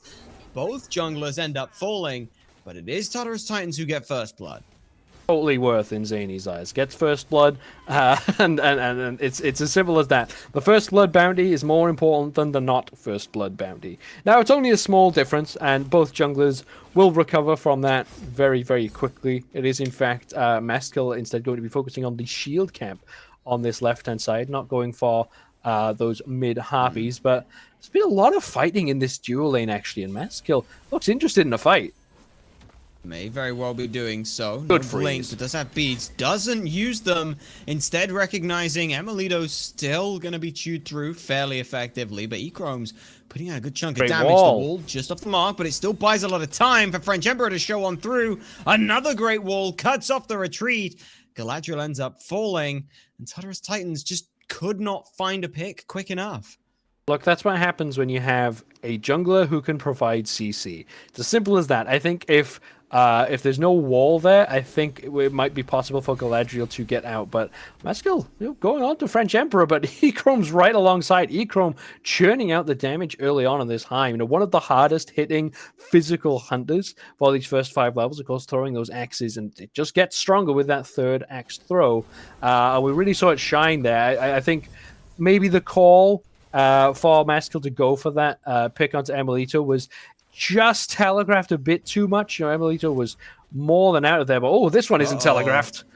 Emil gets turned around. MastKiII was waiting for them. The wall separates one, but still 2 break through. AC still the one who ends up getting kill credit. emilitoo falls. The buff is invaded successfully, and I love this from Tartarus Titans. AicyD had a not-so-stellar game when left alone versus Echrome. So what have they done? They have thrown MastKiII over there, and they have not left for like the last minute and a half. Yeah, it's exactly what we mentioned. Putting pressure onto Echrome this time with Galadriel on this Athena, because that taunt is fantastic, actually, into getting them out of the Bifrost Crystal. You have to use your beads on that. It's not just a stun in place and then Heimdallr TPs all across the map while stunned. That taunt will drag you out. So Echrome has been teleporting away early, as we've seen. And despite the kills not going onto Echrome directly, with AicyD having this extra space, and having this kill credit, is level 5 before the Heimdallr. And in a 1v1 situation, Echrome pretty much always wins that. At best, AicyD gets out alive. That's about it. That's about the most you can hope for. So having this pressure come out from Galadriel and MastKiII, it's two different types of aggression. And emilitoo might be facing it, but FrenchEmperor's in the sky. They are. They do dunk on down. It's Galadriel who's the target. The chain CC is there. Knock up. And emilitoo credited with the kill. MastKiII looking to return some damage, but it will not find them a kill in response. As again, despite being the level up, AicyD cannot outclear Echrome here, and is just getting pressured. Echrome was the first hunter to make any impact there. Yeah, I made the first rotation. If AicyD is there, that fight is a lot more difficult for the Solar Scarabs, because the health bars come away quite well, but it could have turned quite quickly. Echrome actually getting a big knockup with the Gjallarhorn onto MastKiII as Zhainy. they just got aggressive, but Zhainy is here, making a long rotation, has to get something off a Deathwalker. And they do so, beautifully funneled on through. Deathwalker already threw out the ultimate there. Not very tanky in the build. Actually looking to get that Brawler's Beat Stick as a first item here. Ow. So very aggressive positioning there. And Zhainy, quick rotation. And a little bit of a kill credit there towards their way as well. This gives lestimics, like you said, that the best push right now. Gives them that little bit of an edge up. Yeah, lestimics now, Hades is always going to dominate a lane. You tend to find it equalizes with Sun Wukong. It's not really easy for either side to get an edge, and I think that's why Deathwalker has actually gone for this Brawler's Beat. So Echrome again, though. There we go. There's some aggression put on out. Beads forced under half health. emilitoo is here. Does Nice get a lead. freeze, but MastKiII leaps over the top of that. The secure is there for emilitoo, which is nice, but I don't know if anyone's going to be able to get around to pick that one up. So instead, Echrome will just sit back under tower, get some farm, and know that Emil was able to secure the buff for them. A perfect adjustment from the Tartarus Titans onto Echrome. Like, even I'm getting tired of seeing all this fighting over here. I can't imagine how Echrome's feeling. But emilitoo doing a great job of, look at this, just putting this pressure on these camps, managed to steal away the purple, being so aggressive, almost to feign counter-aggression, but it's not feign anymore. Not for now. FrenchEmperor buys some time, but AicyD dashes on aggressively because Defender of Olympus is there. Echrome still low mana, so we'll just have to rely on the basic attacks. One But more. the French-Emperor's damage is so good. The wall is absolutely perfect, completely shutting out the mounted archery. That is what this Ymir is here for. The slow on the FrenchEmperor would have negated that kill, and there's the Mjolnir's attunement out. It was just some buff aggression from the Tartarus Titans, but the Solar Scarabs punished them massively for it. MastKiII caught no mana, struggling now on this Camazotz. You gone for this Soul Eater style build. It takes some time to stack, has only now finished it, so no stacks whatsoever to work with.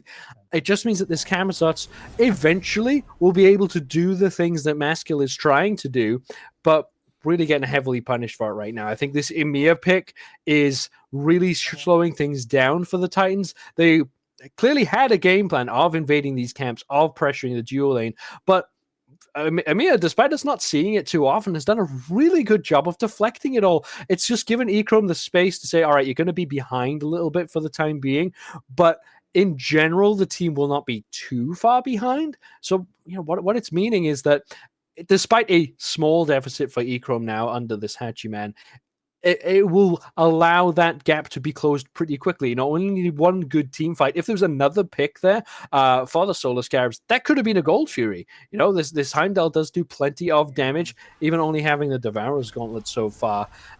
So I think this game plan for the Tartarus Titans is being well matched for the Scarabs. That doesn't mean I think they need to adjust it, though. I think the Titans just need to work on picking the correct fight and maybe being more managed with their aggression, because MastKiII has been caught a couple of times now with no mana. Of course, the Soul Eater, not a Transcendence, means that there's not a lot of mana in the build just yet. I think measured aggression is the name of the game now for the Titans. Hopefully they're able to answer this one back, as despite all the fighting, it is a fairly even game. Go again. In terms of kills. MastKiII goes aggressively, but Echrome already TP'd out. emilitoo with the wall again.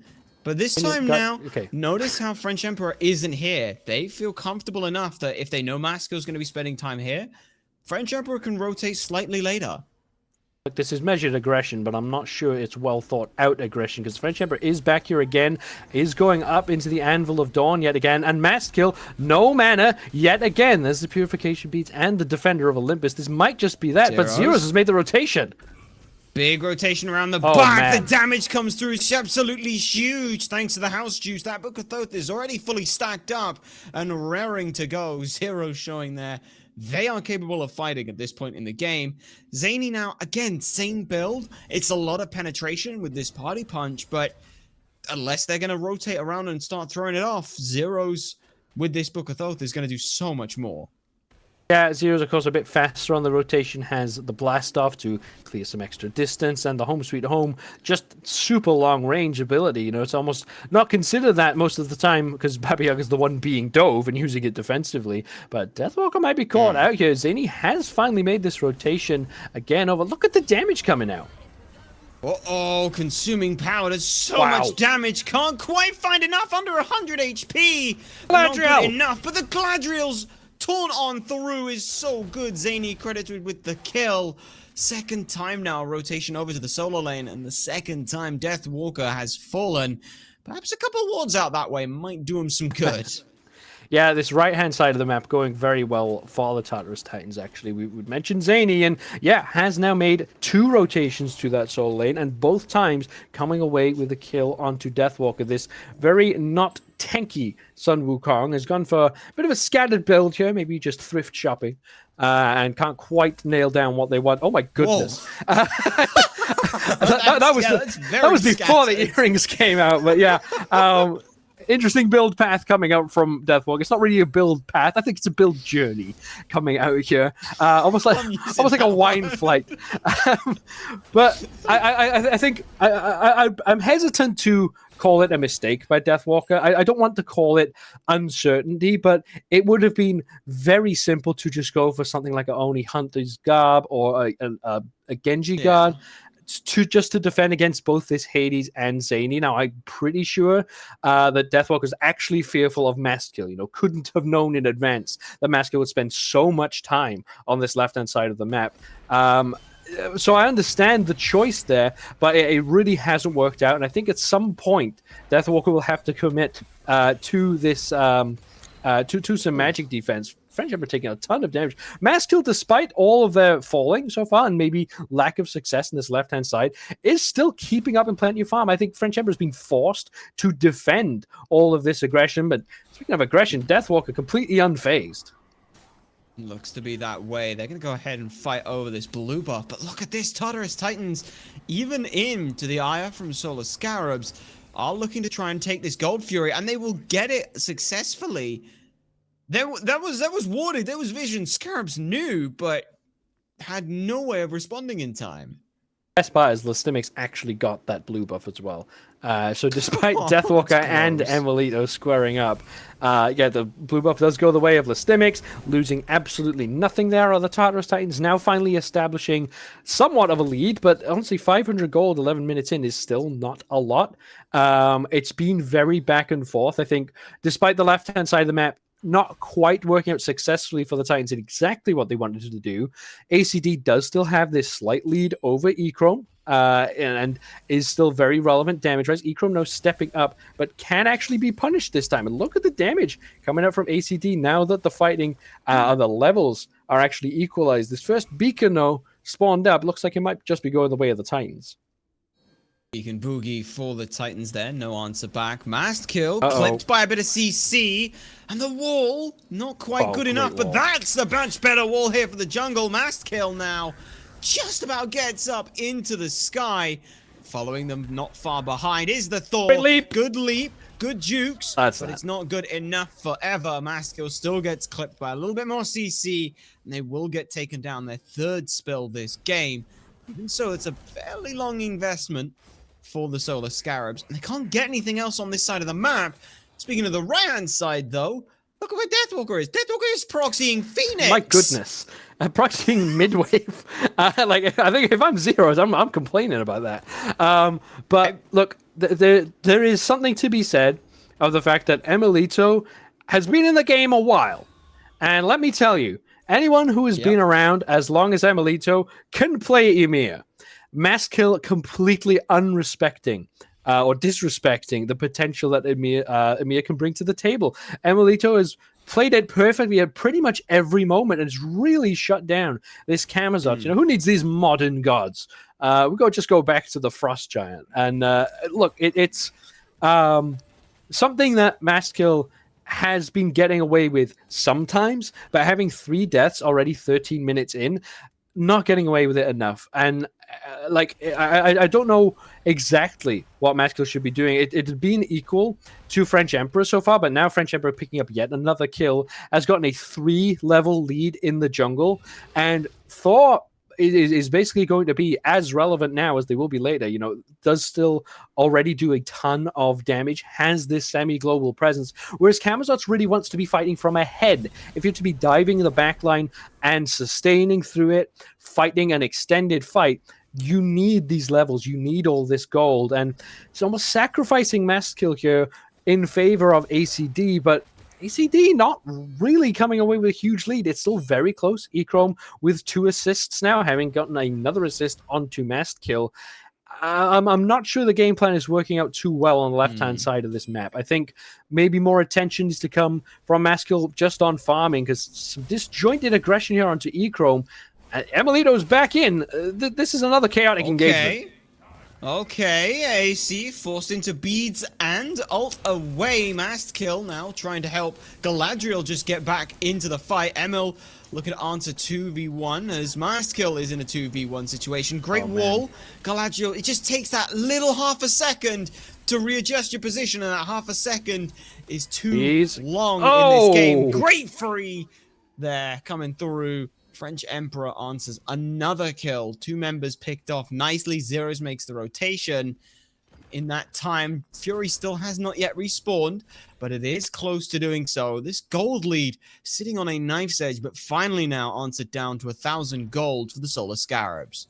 Look, it has just been so disjointed for the Tartarus Titans, and that fight was a perfect example of it. It's almost like a relay team fight. One of them would go in, then the other would go in. Deathwalker is so caught here. Looks like lestimics can give chase, but Deathwalker should be out.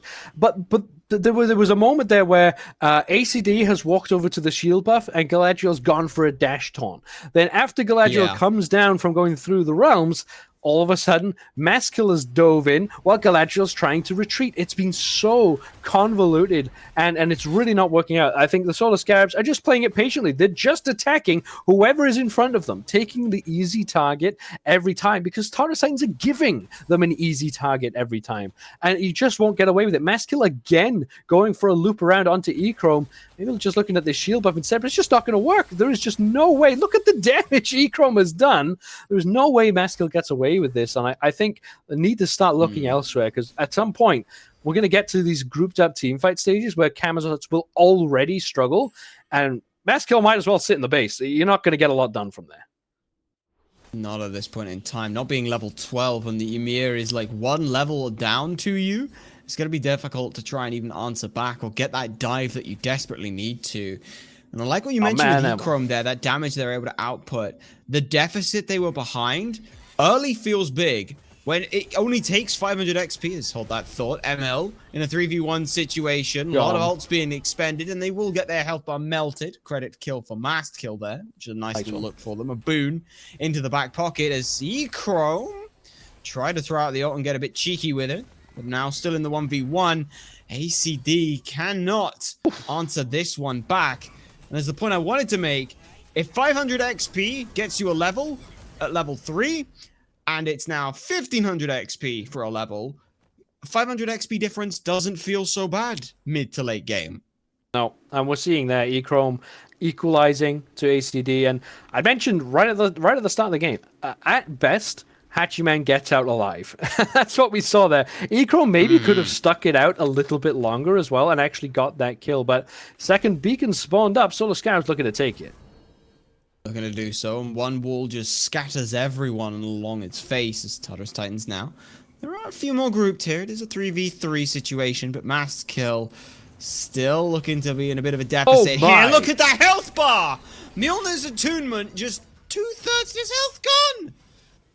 somehow Tartarus Titans still managed to secure that beacon. I think that might have been Mjolnir's attunement plus a potion from Zyrhoes. It had to have been, right? It was just so much damage. And, you know, this time, again, MastKiII manages to survive it. Deathwalker with a really cheeky steal here. I'm not sure anyone is aware. They might be able to hear the sounds, but not aware of who it is doing it. And that will be a good speed buff steal from Deathwalker here. And, you know, MastKiII's just being punished at this time. You know, even, you know, getting sent away. But, oh, look at the Oni Fury. My goodness gracious me, it's gone. Solar Scarabs pick up that one. Galadriel even going ahead and ulting to try and close distance to get back here in time. Not able to do so. Scarabs now find themselves up another foothold, about 1,500 to 1,600 gold. Pretty good look for them at this point in time. So take a peek across the builds.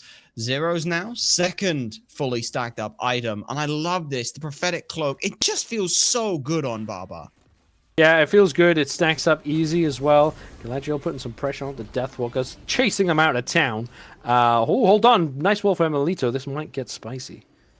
This might. lestimics doesn't want to dash on in, and that's what this wall has been doing so well, is no one feels comfortable dashing in over it, because it puts you in an awkward fight against the Scarabs. FrenchEmperor Fantastic again. Back, but it's MastKiII who's caught out from a wall, has to ult. lestimics blinks on in. Emil falling low, but that is the support. Deathwalker now answering back on through. Galadriel, only one hit by the Anvil of Dawn, and so looks like Solar Scarabs are going to go ahead and disengage from this one because they know they are not in a fight where they have the numbers advantage. Instead, it's all to buy time for Echrome to tear down a tier 2 with these Oni minions. Finally, it seems the Solar Scarabs actually lose a somewhat meaningful fight, but it will result in a tier 2 tower at least. But the Fire Giant now being pulled by the Tartarus Titans. Yeah, that's what I thought. As soon as the Scarabs show up, yeah, it was a, can we sneak this? And yeah, at that point, we've heard the saying in the past of it's like throwing the brick through the window and seeing what the response time is.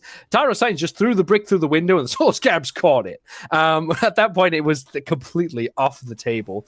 But I like the attempt from the Titans. They've gotten aggressive and trying to punish the Scarabs when they do step up. You know, Deathwalker was pushed up way high, you know, quite a while ago now, actually stealing that speed buff and only just managed to get home after that team fight. And finally managing to catch emilitoo, who has been playing this Ymir relatively safely. He has got 3 deaths, but Ymir is such a easy target. Sometimes it's almost surprising there are not more deaths, but again, just playing so well with that wall, putting MastKiII under some pressure. MastKiII having to use those leaps when they don't want to, had to go up into the bat out of the hell when they didn't want to. So it was a good fight for the Titans, but it could have been even more than that. Now, the Solar Scarabs still have a small lead, but it feels like it should be bigger. You know, they've been having the advantage at these team fights, just maybe not getting the farm where they need to. Looks like the collapse is coming onto Echrome, but more than aware of it is this Heimdallr. Nice. Zhainy wants to take the fight. Zhainy was the linchpin to keep this team in, and it looks like they're going to be the FrenchEmperor. same as Echrome. No. Gets some support from FrenchEmperor, but there's just not enough CC or damage to go around. Zhainy takes down Echrome for a nice pick, evening up the kills. But meanwhile, the rest of Solar Scarabs, this is classic energy style. They are more than willing to sacrifice a member, a little bit of pressure in one lane to guarantee get themselves something elsewhere. In this case, it is the mid-tier 1 tower. Players respawn, towers do not. Yeah, and it's a good choice to be made most of the time. Actually, this time, though, Solar Scarabs aren't able to get more than just the tier 1 in mid. They did make an attempt at the tier 2, but maybe some confidence now for the Tartarus Titans. They won a couple of fights back to back. I think MastKiII now maybe building into some relevance has actually managed to take some dish out some good damage, and the lestimics on this Hades is a nightmare to contend with. The Fire Giants not really being committed to. The Tartarus Titans look like they want the fight. Just try and bait in with the damage and numbers advantage. Deathwalker blinks into the backline, knocks them both up, and buys a little bit of time. But Thor is up now, looking to answer back. Instead, they will go ahead and find MastKiII, who just cannot survive. No beads, no way out of this one. lestimics now trying to answer back with the wall, and Fire Giant put them in a wall. Another wall as well. Look at that. Fire Giant near enough credited with the kill. Deathwalker, the actual player with the credit at this point in time. But just so good. Every single leap or dash or jump that Tartarus Titans have. It doesn't matter when you use it, you will not get over every wall here. Solar Scarabs are playing this comp perfectly.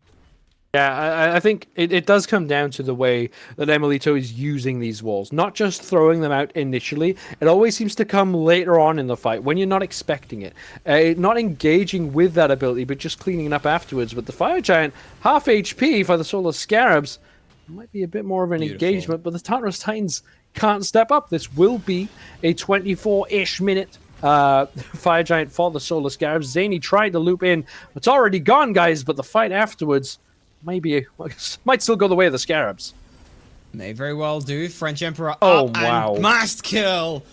They just got back from base, guys, and now look at this, the loop around the perfect wall. It's my goodness. Perfect wall. Galadriel CC'd out and taken down. Lestimics gets on through, but French Emperor is leading the charge. Zhainy gets taken down. Aegis forceful by them, barely any extra time. It is a double kill for the French Emperor as everyone is being routed through the defenses. And, like, that wall again is perfect. But my god, it doesn't matter how much fighting is going on. It's all that matters is that the walls are great from emilitoo. And French Emperor having a fantastic game on this Thor, showing up exactly where the Tartarus Titans don't want them to be. We saw the weakness there of the Morgan Le Fay for Zhainy. Got walled off and had to use the consuming power to get away. Got walled off again by emilitoo. And when you're on a pick such as the Morgan Le Fay, who is so susceptible to these walls, having two of them to contend with, it's just a nightmare at the moment. And I think Zhainy has had a good showing so far, actually falling down for the first time this game just then. But if the Solar Scarabs have been winning across the map, as they have been generally, when the time comes for you to be the target, you're just going to be in too much trouble on this Morgan Le Fay. Actually taking the Primal Fury and Pyromancer simultaneously now with the Solar Scarabs. And what was a roughly 1,000 gold lead just a matter of moments ago has now turned into a 9,000 gold lead. Now, somewhat negated by this tier 1 tower on the right-hand side. But again, similar to game 1, the map is now fully in control of the Solar Scarabs, even better than it was so previously, actually, in the last game. And despite them not taking a Phoenix just yet, all 3 Phoenixes are exposed. The mid lane Phoenix is already half HP. It's going to be a tough defense no matter what for the Tartarus Titans. And, you know, curse their namesake, the Titans shall be marching down this all-important left lane too. So it just goes from bad for worse for the Order side. It really, really does at this point in time. And for my money as well, we like emilitoo on this build now. Spirit Rogue finished off. They've been sat on that for a while. But it's this double movement speed, second and third items that I absolutely love. It almost feels like a tier where you want to just walk forward quick enough to be able to put out pressure. And now with defense on both these items, it becomes so good. Even as well getting beads. But Titan's Bane for Deathwalker, we saw this last game as well. They can just be aggressive in the backline and actually threaten as well. One thing I'd quickly like to point out, if we have the time, if MastKiII doesn't fall down again, is both Deathwalker and Zyrhoes built a prophetic cloak at the same time. Deathwalker only halfway stacked. Zyrhoes completely fully stacked. The Baba Yaga just stacks his item so quickly. The house juice, fantastic. Another double split coming through from the Solar Scarabs. And it's working out for them right now. This is a fight under the Phoenix, more so than actually getting the Phoenix. MastKiII thrown low. lestimics does get beads on French Emperor. But meanwhile, the rest of the engagement is just waiting for the Titan to get on through. It is there, but Echrome not looking to focus out onto this Phoenix just yet. It could melt if they do so, but they're going to let the Titan do most of the work, just poke out members. And look how far back everyone on the Titans just scatters. Phoenixes are falling. Now the Titan's going to march in and cause a little bit more trouble for them. This is mid lane, is the ire of the Solar Scarabs. There's Titans marching down makes such a difference. It completely unbalances the fight, and you either have to take the Titan or the fight. But either way, that Phoenix is going down now. 50% HP on this mid lane Phoenix. The Solar Scarabs more than happy to stick around. They've got all the sustain they need, and it looks like they're going in. Oh my goodness. There it is. Breakthrough from lestimics though. Big 3-man taunt, but the knock-up stops lestimic from being able to follow. Galadriel did so much work. But Thor now looking to answer a re-engagement if needed. If nothing else, it's just going to cause trouble should they stick around. This Phoenix still low. As Emerald falling incredibly low as well, but they can't find the last hit. MastKiI's going to dive for it. Whether or not they'll be able to get out, they will, because Tola Scarabs have turned tail and run. Echrome so low at this point in time. Zyrhoes needs to body block for them, but can't do so. MastKiII gets a double on the exit. Big kill because the Fire Giant is respawning. You only lose the one Phoenix. All right, it is the left Phoenix.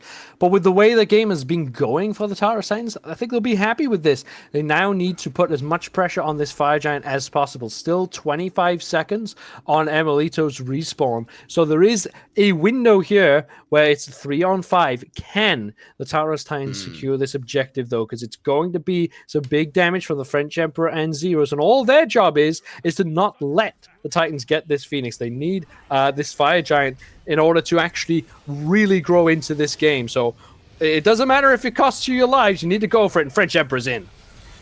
Goes for it already. That's the ultimate forced out for AicyD. But the Emperor 1v3. You can't do that in this situation. No support from Solar Scarabs. But even so, Fire Giant falling low. Zyrhoes up onto the ultimate there with the Wicked Witch Fire. Will it land in onto it? And it will! Zyrhoes steals away the Fire Giant coming through. lestimics now might answer. Oh my God. Just gets up into the ultimate. Zyrhoes answers a kill now onto AicyD. And it's all gone peak Tong for the team of Titans. It's incredible. I'm not sure if that was the Witchfire or it was actually the magic cudgel from Deathwalker on the sidelines there. The Galadriel now getting blown up. It doesn't matter who you are. The Solar Scarabs can kill you. And that is now 4 members with the Fire Giant. And it's just 3 left alive for the Tartarus Titans. The Scarabs barreled down this mid lane. It was what the Titans needed to do, but they just couldn't secure the all-important objective. Not right now, as MastKiII steps up way too far forward. That leap does not do anywhere near enough damage to be able to sustain you up, and does not get you far enough away to be safe. Even so now, with that another member falling, this right side Phoenix, it seems all the Scarabs do have a sort of desire to always take the 3 Phoenixes. Could they have potentially ended in the 3v4 situation? Maybe. But instead, they'll play it absolutely safe. All 3 Phoenixes gone, because it lets us say it is very difficult to come back from 3 Phoenixes down.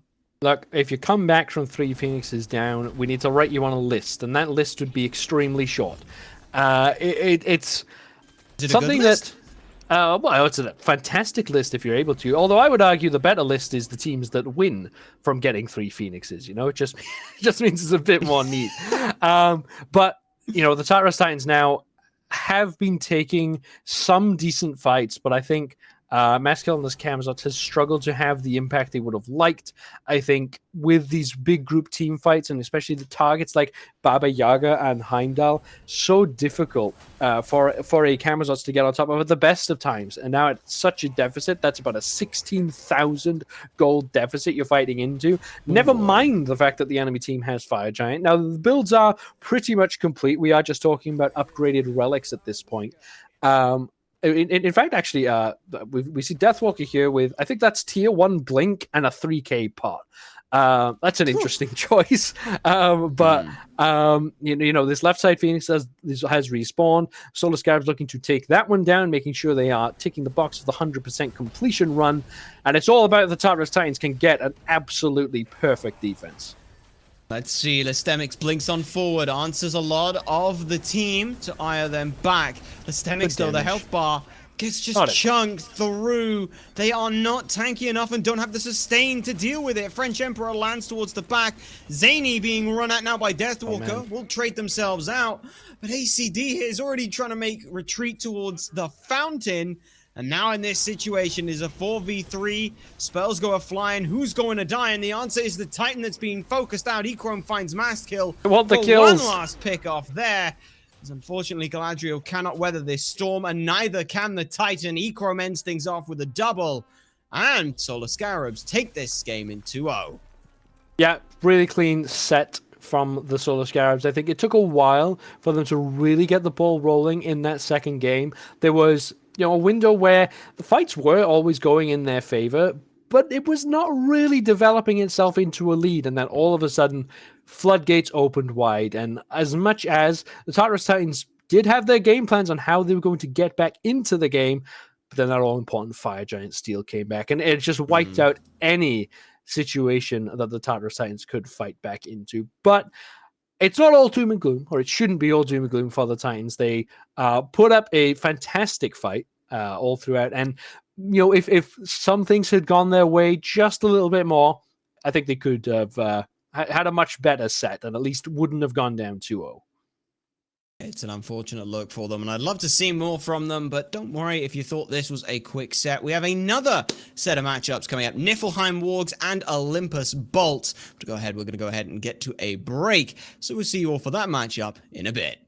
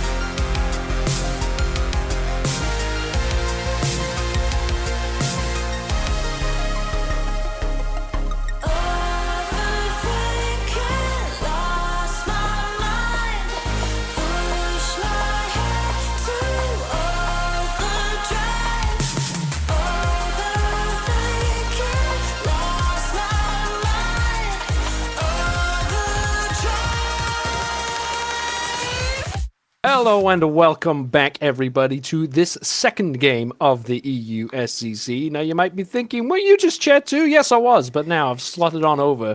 Bit of musical chairs, as I am now the chair one, joined now by Kaizo. So, Kaizo, welcome on in. Today, we have just seen the Solar Scarabs take a 2-0 victory, and now we're going to see the Bolts and the Niflheim Wargs come up against each other and see who can come out on top. Now, plenty of change to be had, but we are, of course, now playing on the 10.10 patch. Have you seen much in this current patch that really intrigues you?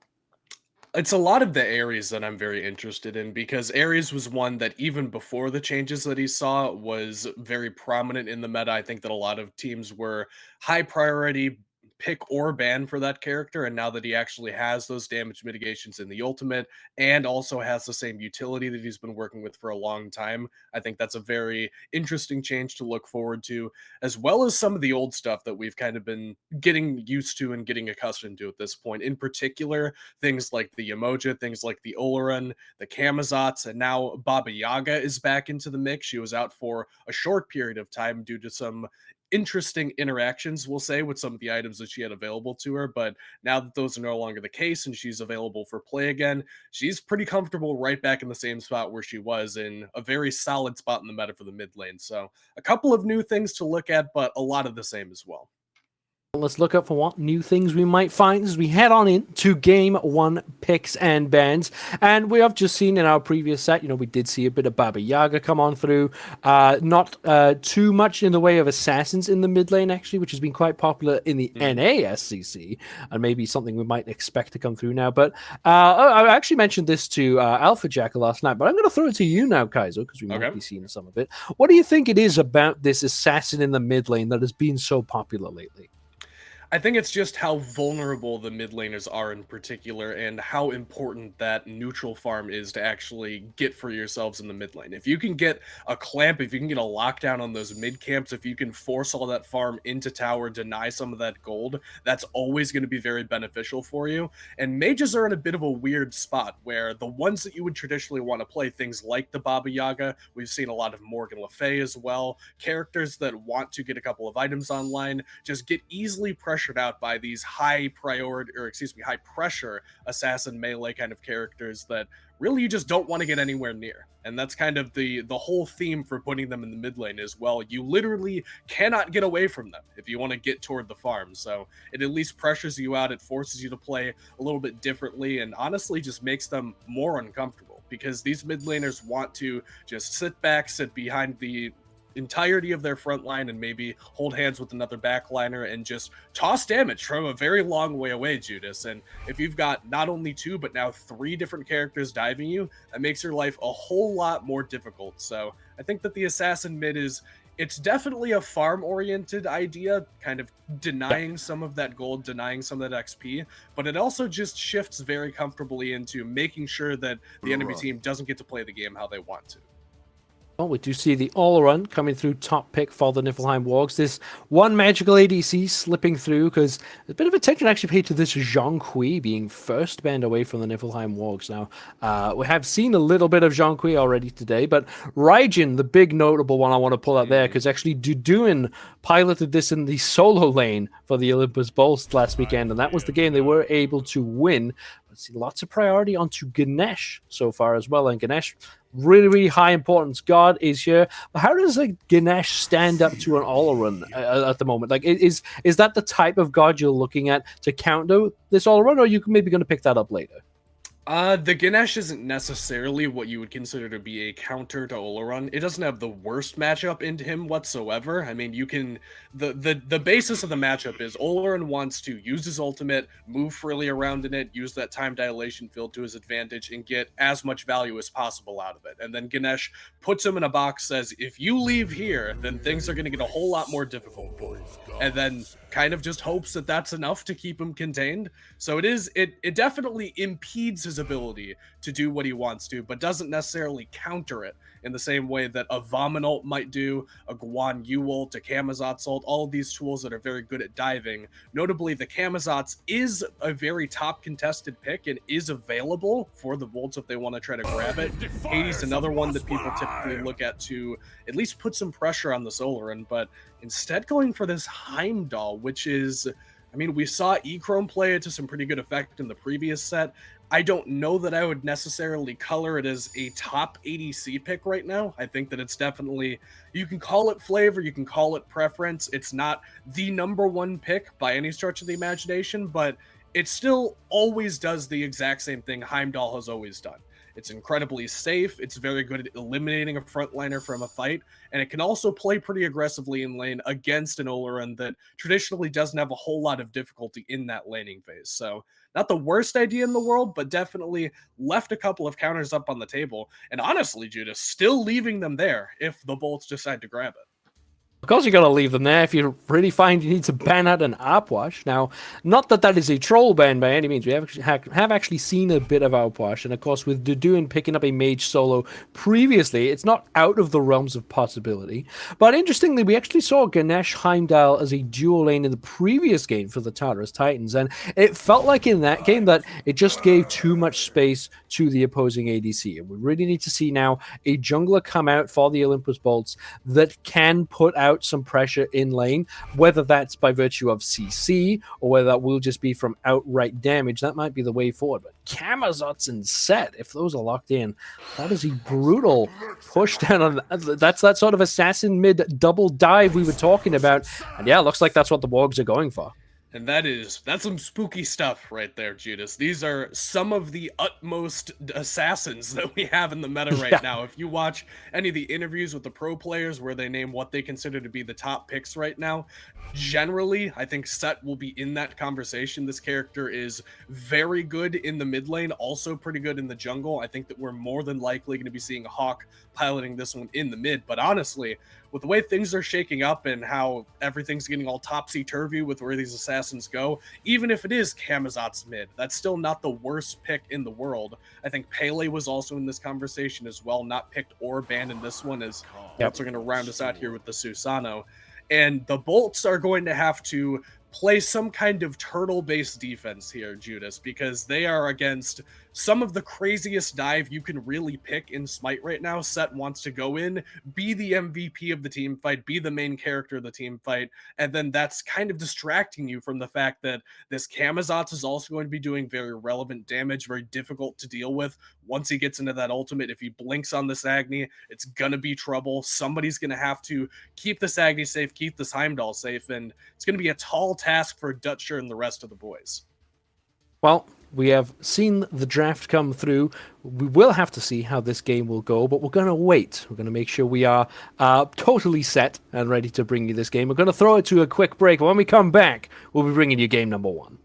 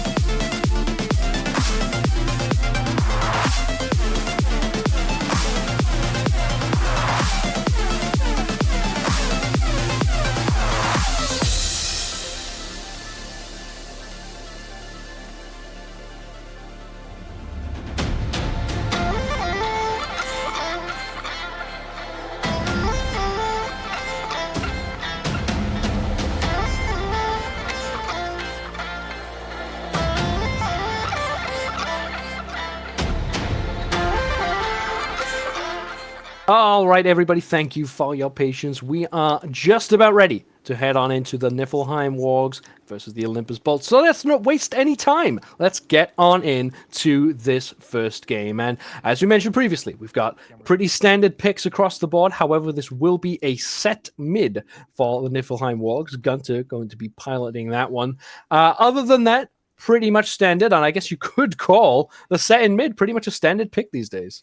It's getting to that point, man, and it's definitely weird for those of you who haven't been watching SPL very recently, or maybe you're a little bit new to the competitive scene in general. But this isn't a cheese pick, which I've seen some people call it in the past. This is very much a developing force in the meta. Is these assassin mids?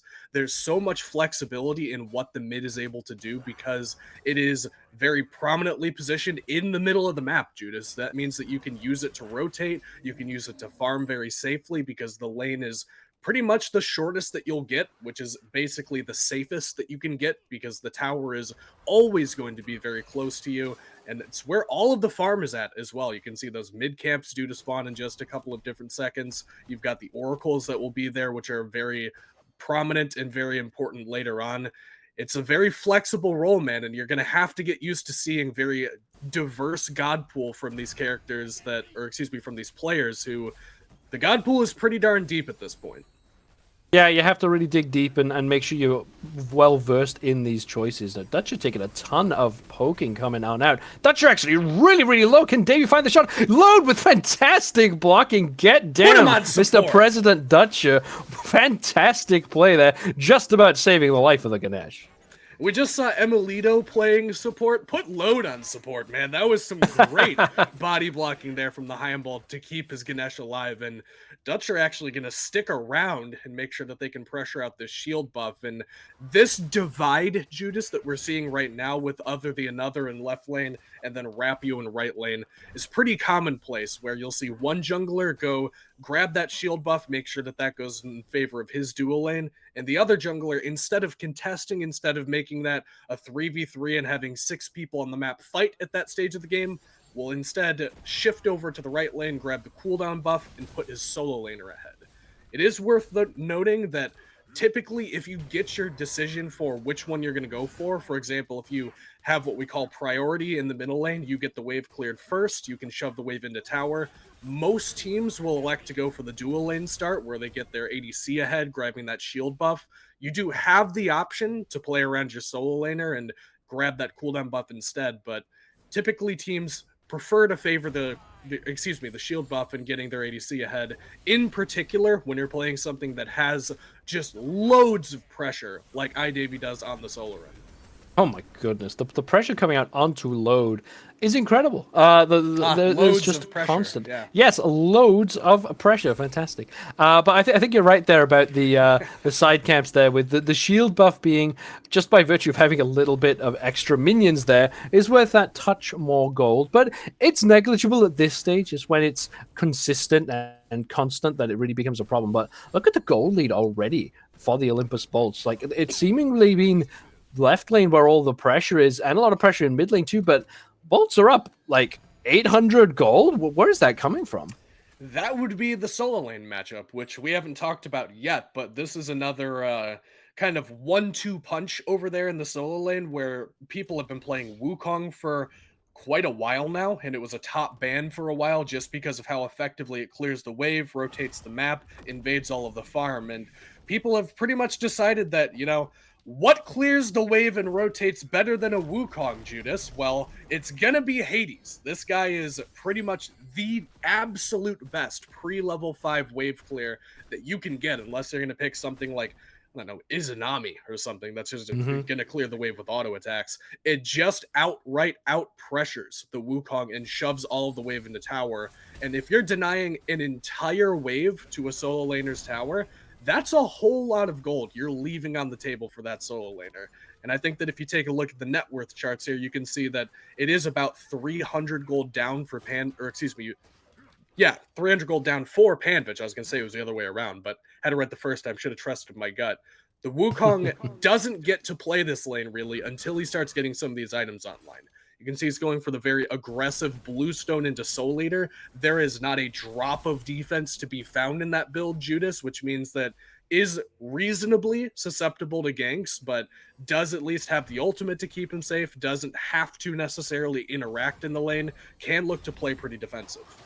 Oh, Gunter in some trouble, looking to get defensive themselves, but there come the bombs coming through, but doesn't quite connect, and that will be that. Gunter gets out alive, but a fantastic silence from Dutcher. However, Rapio into the battle to hell. Barrow nowhere to go. Will fall down for first blood. Now, can they find a second blood in the process? Other than another, under some pressher, getting blasted down. Manages to dash on out. Rapio leaping in, gets pulled into the tower, though. But that's a fantastic Scarabs blessing. Another ticks down and shall fall. That is 2 kills in mid lane for the Camazotz. Rapio is not playing by the rules in the mid lane right now, man. He just got 2 kills that one might argue, okay, we'll say the Agni kill he should have gotten, because Barrow dashes in there trying to secure the kill onto Gunter, who, whatever kind of shoes he's wearing, Judas, Smite needs to just sponsor that kind of shoe, because he had the best juke boots I've ever seen, dodging those Agni bombs, almost completely dodging the Typhoon from Other the Another as well,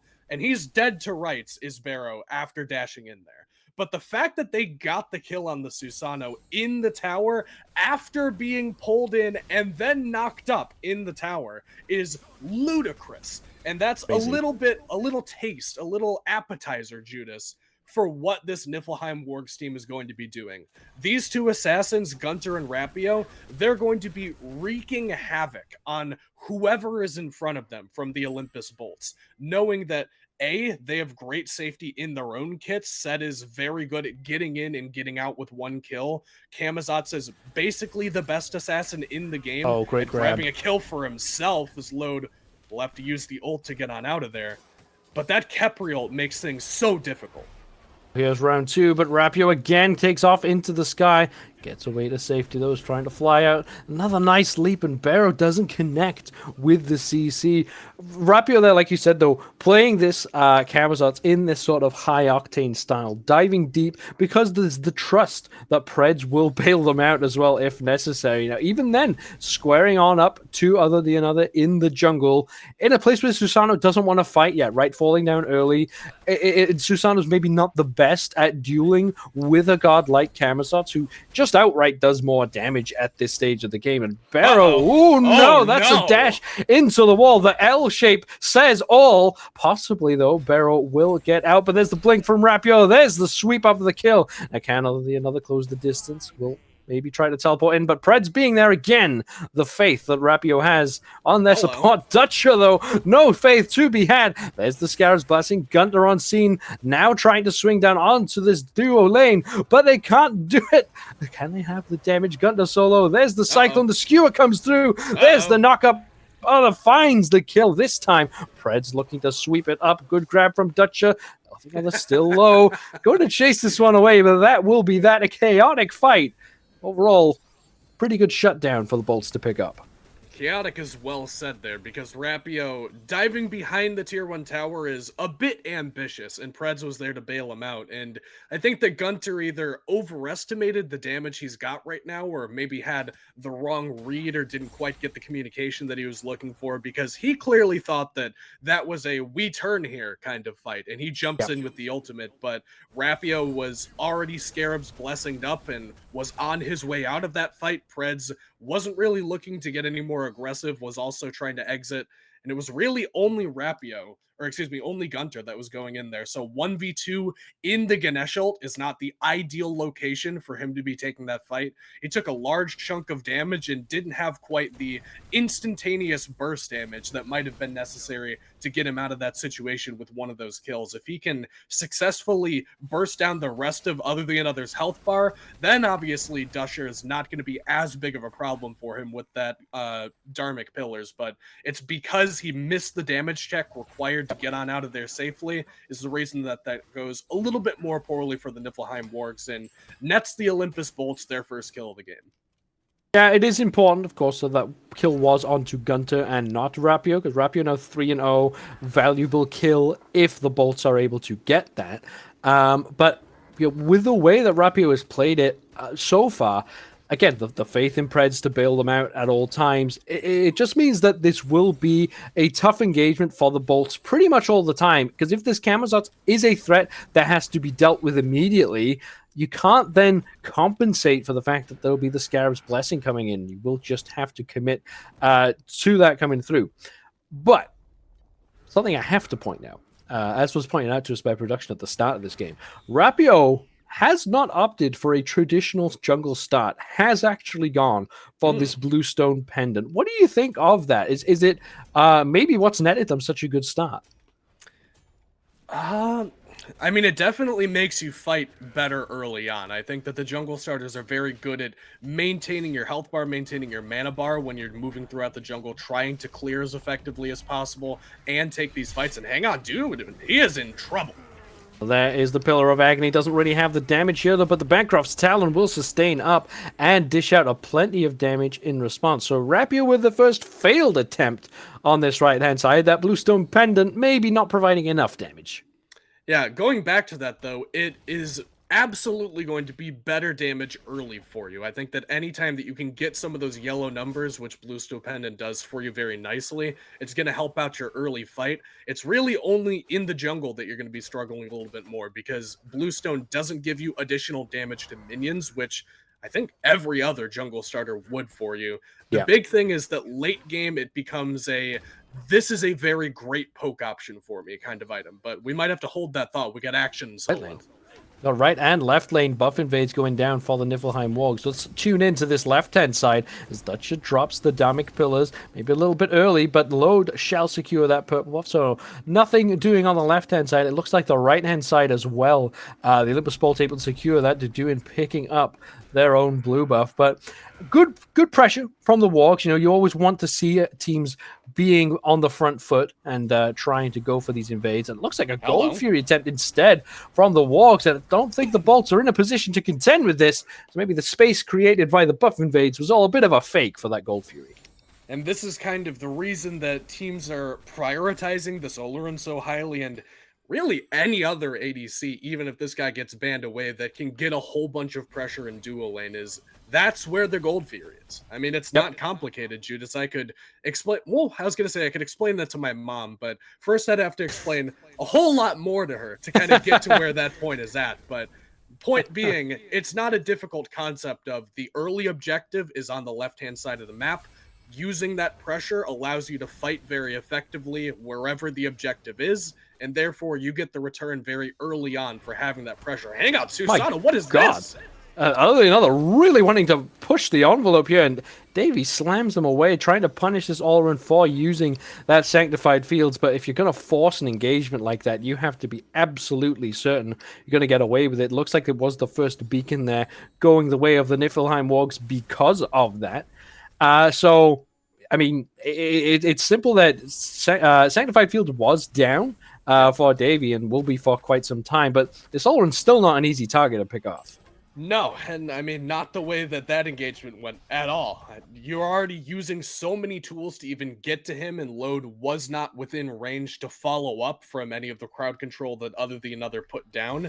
It was a weird play, and I don't want to say desperation, because you're definitely not at that point if you're the Olympus Bolts, right? It's only 13 minutes in. Of course. This is only a very small gold lead or gold deficit that you're dealing with, but it's definitely a weird engagement where it felt like other than another, maybe frustrated, maybe thought that there was something there that wasn't. Whatever the case may be, it's a low percentage play that he went for there. I think that 9 times out of 10, if you're Davey there, you're probably getting out of jail for free or getting out of the engagement for free. Looks like the Wargs are contending with the idea of invading another blue buff Judas, but we'll get pinged out, we'll get rotated out by the Olympus Bolts. And they're trying to grab this stranglehold back of the solo side. They had it very early on because of the way that Hades functions. He's just outright going to out-pressure that lane, as was discussed previously. But now that you've got the Soul Eater online for Panvich, now that you've got at least a little bit of defense there as well, not as susceptible to any of those rotations over there, can clear the wave a whole lot better. Now the Wargs are going to have to find some answers of their own for what the Olympus Bolts are doing, and it looks like it's going to start with this Pyromancer. The Olympus Bolts right now penned back in their half of the map, and I mean, you can't win a game of Smite this way. You know, if you're pinned back so far, the objectives are in the middle, Kaizo. Similar to what you said with the Gold Fury. And not only is it on the left-hand side, it's in the very center of the map, as is the Pyromancer. And if the Niflheim Wargs have not only control of their 50% of the map, but also the next, like, 10 to 20% of the opposing side of the map, there is nothing on the side of the Bolts to really contend any of these objectives. You know, there's no long-range Final Judgment from Thoth, for example. Barrow the Beast with these Agni Bombs is okay at contesting an objective, but you still have to put yourself within harm's way. Now, Davey has had basically freedom of the map on this left-hand side. Maybe the Bolt's trying to change that, but it's just not working for them right now. Everything seems to be so telegraphed, and the Wargs seem to be 2 or 3 steps ahead every time. And they're going to bomb this middle tower as well, taking away some of that safety from the Olympus Bolts. And I think that, I've said this before, Judas, I think that the middle tier 1 tower is an underrated objective in the game of Smite. Obviously, every tower is going to give you a small amount of gold, or actually a pretty sizable amount, now that I think about it, of global gold to distribute to your team, but the middle tower in particular opens up the map so much for you. It prevents the enemy mid laner from being safe. If you do some kind of objective and you have to retreat afterward, it doesn't give you that safe haven in the mid lane that you can fall back to. It really just prevents you from navigating the map with any sort of safety. And already things were going to be a dire strait for Barrow, and in terms of positioning, finding a safe place to stand against Gunter and Rapio on this double assassin combination. And now without the tower, it's going to be even more difficult, because Panvich can just walk up behind you, and that would be a tower dive if it were there, but it's gone now. So instead, he's just rotating his happy way over, and the Wargs are very much positioned around this Gold Fury. Yeah, now it's just a dive, similar to what Rapio was doing to load there. And this Gold Fury, again, look at the space between the closest member of the Olympus Bolts and this objective. It's just so difficult for them to get anywhere near to even begin to contend with these objectives. But I don't know, is this play style oriented from the Wargs? Are they just playing in a way that the Bolts aren't equipped to deal with? Or maybe are the Bolts just not responding correctly to this? That's a really hard question, because definitely the Wargs drafted to be able to do that. That is why Olorun is the #1 pick in this draft. It is just outright the best ADC right now at doing this specific thing. At being very safe in the early game, you just sit in tower, or you sit in the enemy tower if they'll let you, and you farm up the map, you get control of that shield buff, and you generate as much pressure as possible for these early objectives. And then once you get to the stage where you can start pulling the objectives, Sanctified Field is an incredible tool, not only as a burn tool to actually burst down the objective itself, but also as a deterrent to prevent the enemy from stepping up and contending with you. It's just very, very good at fighting around these early Gold Furies. And the Olympus Bolts, their team is very cut and dry. This is how Smite is played. You have a mage in the mid lane, you have an assassin in the jungle, but it doesn't deal particularly well with an overwhelming amount of pressure in the duo lane. Well, a bit of a scrap going on this right-hand side. Doing. Can they detonate the charge? No, they cannot. Rapio will escape just now, but Panvich getting pulled back in by other. Will not be able to do any more than that. Deduin sustaining right back up, but still a large grouping on this right-hand side of the map. Gunter goes in first onto Deduin, trying to really take down this Hades. They're committing a lot to it, but a fantastic pull from Other takes down Gunter at this fight. Now Rapio having to leap on away. Panvich similarly shall somersault down, but Dutcher with a fantastic Dharmic Pillars slows down Rapio. Deduin again with the chase, getting their own revenge. That will be that as far as the fight is concerned, but the Wargs finally overstep, and the Bolts manage to punish them. And Pred's kind of caught with his pants down there. I think that Gunter doesn't use Beads or Aegis there in anticipation of a Scarab's Blessing coming his way, but Pred's, obviously, his back was turned at the time that he actually goes down, doesn't get that cooldown onto him, and Panvich is surrounded by enemies, but maybe not in danger here. It's actually going to be the mid laner for the Bolts that's in danger. Scrappy fight, double knock up, and Preds goes down. Rapio on the backside to Barrow, now swooping down, but Panvich gets caught in the Pillar of Agony, and she'll fall. Now Rapio does find that swooping kill they were looking for onto this Agni, but Lode is giving chase. Lode with the long rotation, making a long chase onto Rapio, who might try to sustain up off of this speed buff. Can't see them though, and it looks like the bolts will give up this chase. Rapio now finally spotted back on the map. A bit of Looney Tunes going on as Rapio leaps on over the wall. It's actually going to die defeat. Yo, you could just back, bro. No, can't back there, though. Rapio does fall down. That is the shutdown gold, though, away with for Rapio. So maybe he can feel a bit more free to commit to these fights. And for anybody at home wondering why you just saw the 4-0 jungler kill himself to a Phoenix, that is to prevent the enemy team from getting the kill on him and getting additional shutdown gold. Obviously, with some of the changes in Smite, they're trying to make it less snowball-oriented, so despite the fact that nobody actually dealt damage to Rapio to kill him there and isn't credited with the kill, they still do get the shutdown gold, but he at least denies them the additional kill bounty that would have gone onto his head in a situation where he wasn't getting out of there whatsoever. So now 4-0 goes to 4-1, which, ironically enough, Judas, is the exact slash line of the enemy jungler.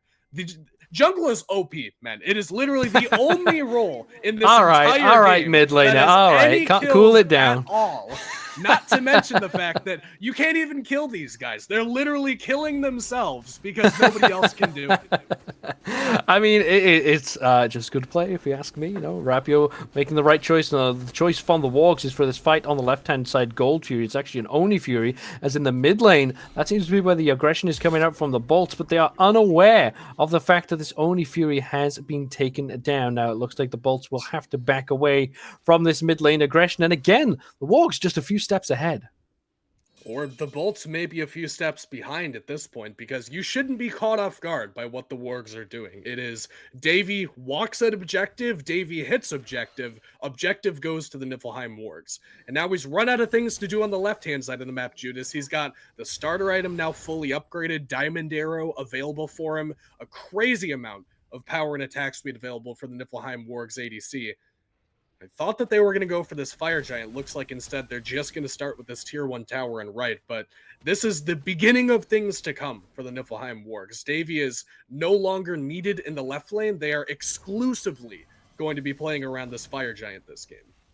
Yeah, pushing up to the guaranteed Tier 1 tower there, and possibly some pressure on this Tier 2 as well. It's going to be a tough engage for the bolts. They don't really have that solid initiation tool. You know, there's no Thor, there's no like blink ult from a support. You know, we do have Dutcher landing some pretty solid Dharmic pillars, but that's not really how you want to engage a fight. You know, that's more of a counter engage tool in this sort of context. So right now, the onus is all with the Niflheim Wargs. You know, whatever they want to do is what will be happening next. It's all about if the Olympus bolts can respond to that accordingly in a way that benefits them. But at the moment, the Fire Giant is surely scared of only one team, and that team's the Niflheim Wargs.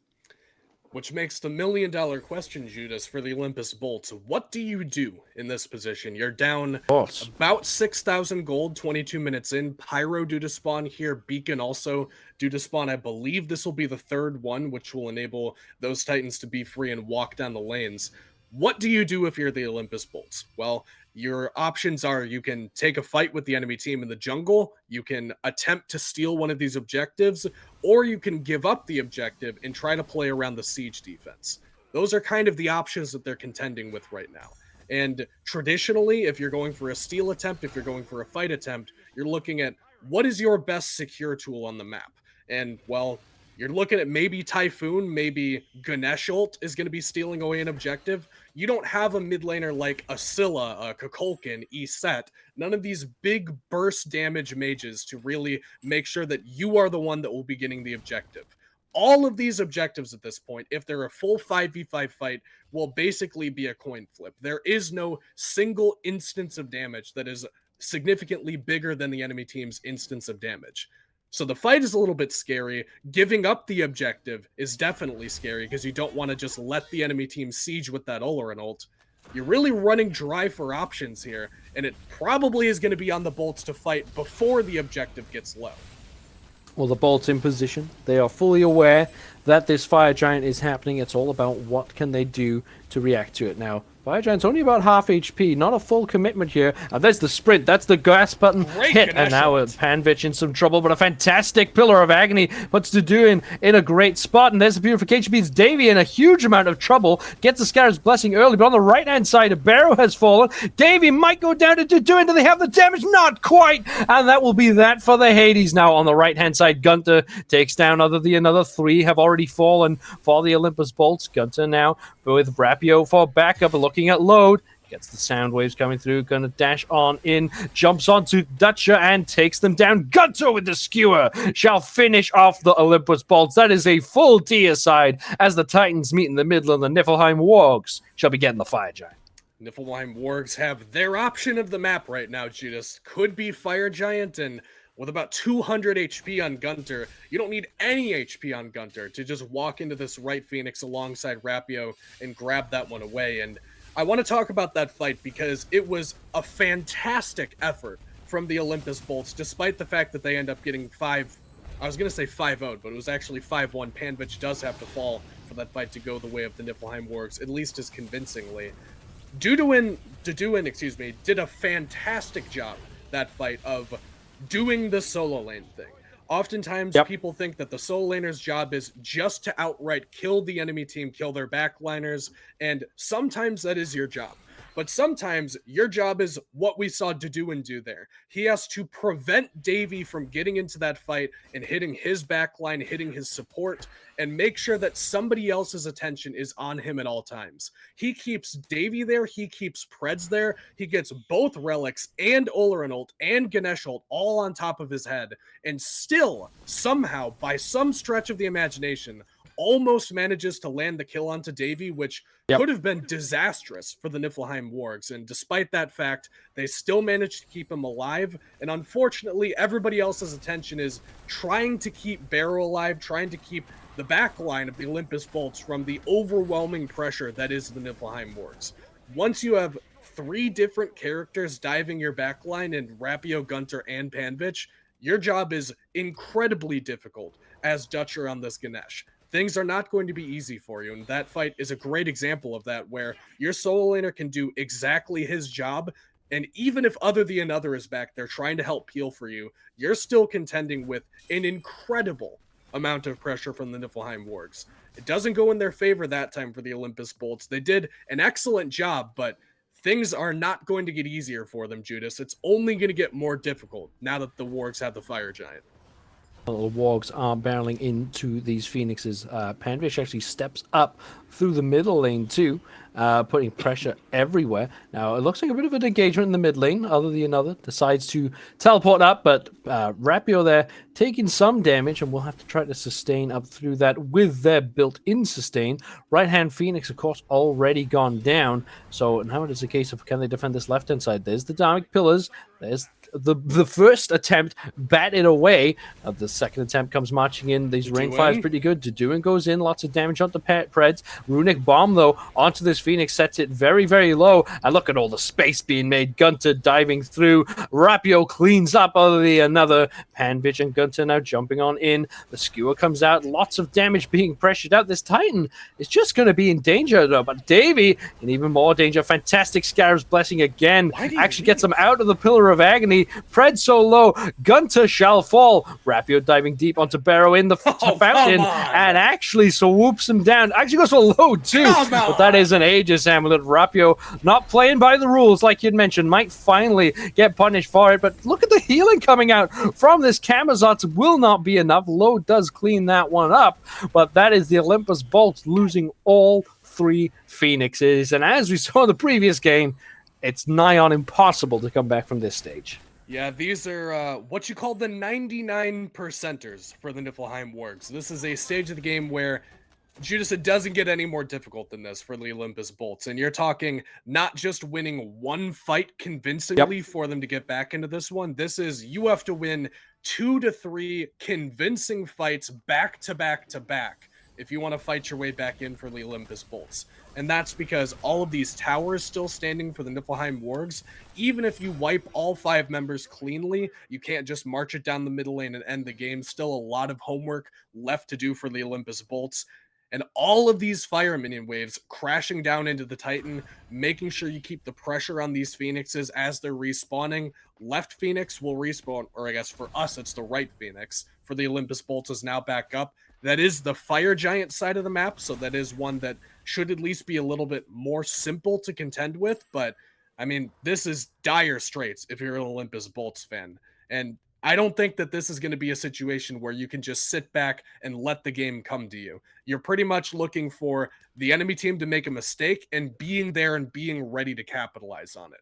This is usually where you'll see teams group up in the jungle, try to get one pick on a critical member, and then take an advantageous fight once they're already eliminated. But with how the wargs are positioning here, the excellent ward coverage, they're already beginning to establish deep around the fire giant pit, around that speed buff for the Olympus Bolts. This is, it doesn't look good, Judas.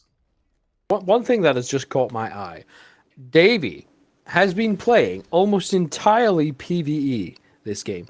1-0-0 as their team has killed all 3 Phoenixes and has a phenomenal gold lead. Somehow, the only kill that Davey has been a part of is when Deduin dove super deep for them.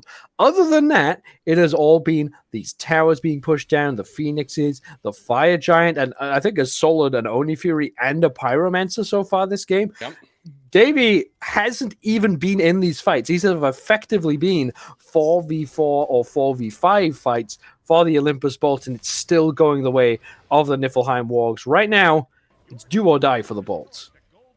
It is do or die for them, which is why you can see them positioned around this fire giant and jumping in, actually, as to do in here. This is, now we're at desperation, Judas. Yep, this is Desperation Station, and Panvich is the conductor, diving in with Gunter onto the another who dashes on away. There's the Sanctified Fields. Dutcher in a world of pain. Locked in place is the Elephant, and they shall fall to Davy. Rapio onto Deduin, gets looped back. Now has to go up into the bat out of hell. Can't quite finish the kills there, but the drive forward from the right-hand side finishes off Load, and the Olympus Bolts staring down the barrel of a gun. The wards walk on in. Final Phoenix has fallen. Don't even need the Fire Giant. Well, Gunda might need a bit of healing. It's going to be a tough push from here without these minions just yet. Left side Phoenix has respawned, but shall go back down. The Wargs reset. Going to look to take this fire and then finish off the game. And the Olympus Bulls don't look done with them yet either. They still know that they're very low. Deduin stepping up here, understanding that this might be their best fight, despite the fact that they are down a couple of members, will at least flush out several people from the Niflheim Wargs. Oh, man. Deduin is maybe contending or flirting with the idea of contesting the Fire Giant, but it's bad in the Fountain Room. Oh, my goodness. Exactly that. There is Barrow being taken down. This Fire Giant going to take a little bit of time. It is just Davy providing damage, but Deduin getting chased away might even be a bit more than that. Has to lurk under the ground, get back to safety. Dutcher opens the door, but doesn't want to let the bad guys in. Rapio, brawling it out with another who almost wins that fight, but Panvich tags himself in. Has already bird formed in, though. Is maybe getting a bit aggressive. There's the Somersault Cloud come through. Gunter, though, with the skewer on the backside. Starts sweeping through the enemy team. Is low, but gets revived through the Scarabs, blessing his killing spree for Gunter. Rapio still doing whatever they feel like. The Titan is already so low. Gunter going all the way into the fountain. Doesn't manage to kill off Load. Pred's dragging Dutcher out.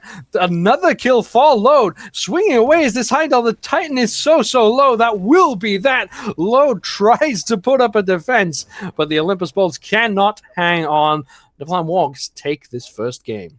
And the Niflheim Wargs do exactly what we've seen a number of teams do so far in this current meta, which is pick the Oleron, play around the Gold Fury, and call it good.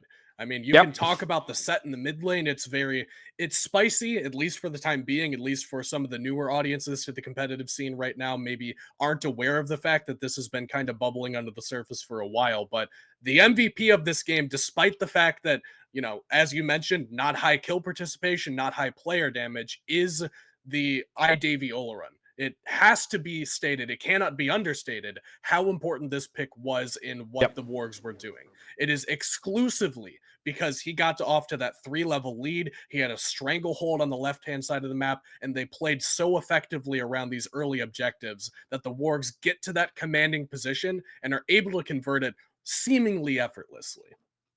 Well, first game goes the way of the Niflheim Wargs. What can the bolts do to weather the storm? Let's find out as we go for a quick break and then come back for game number 2.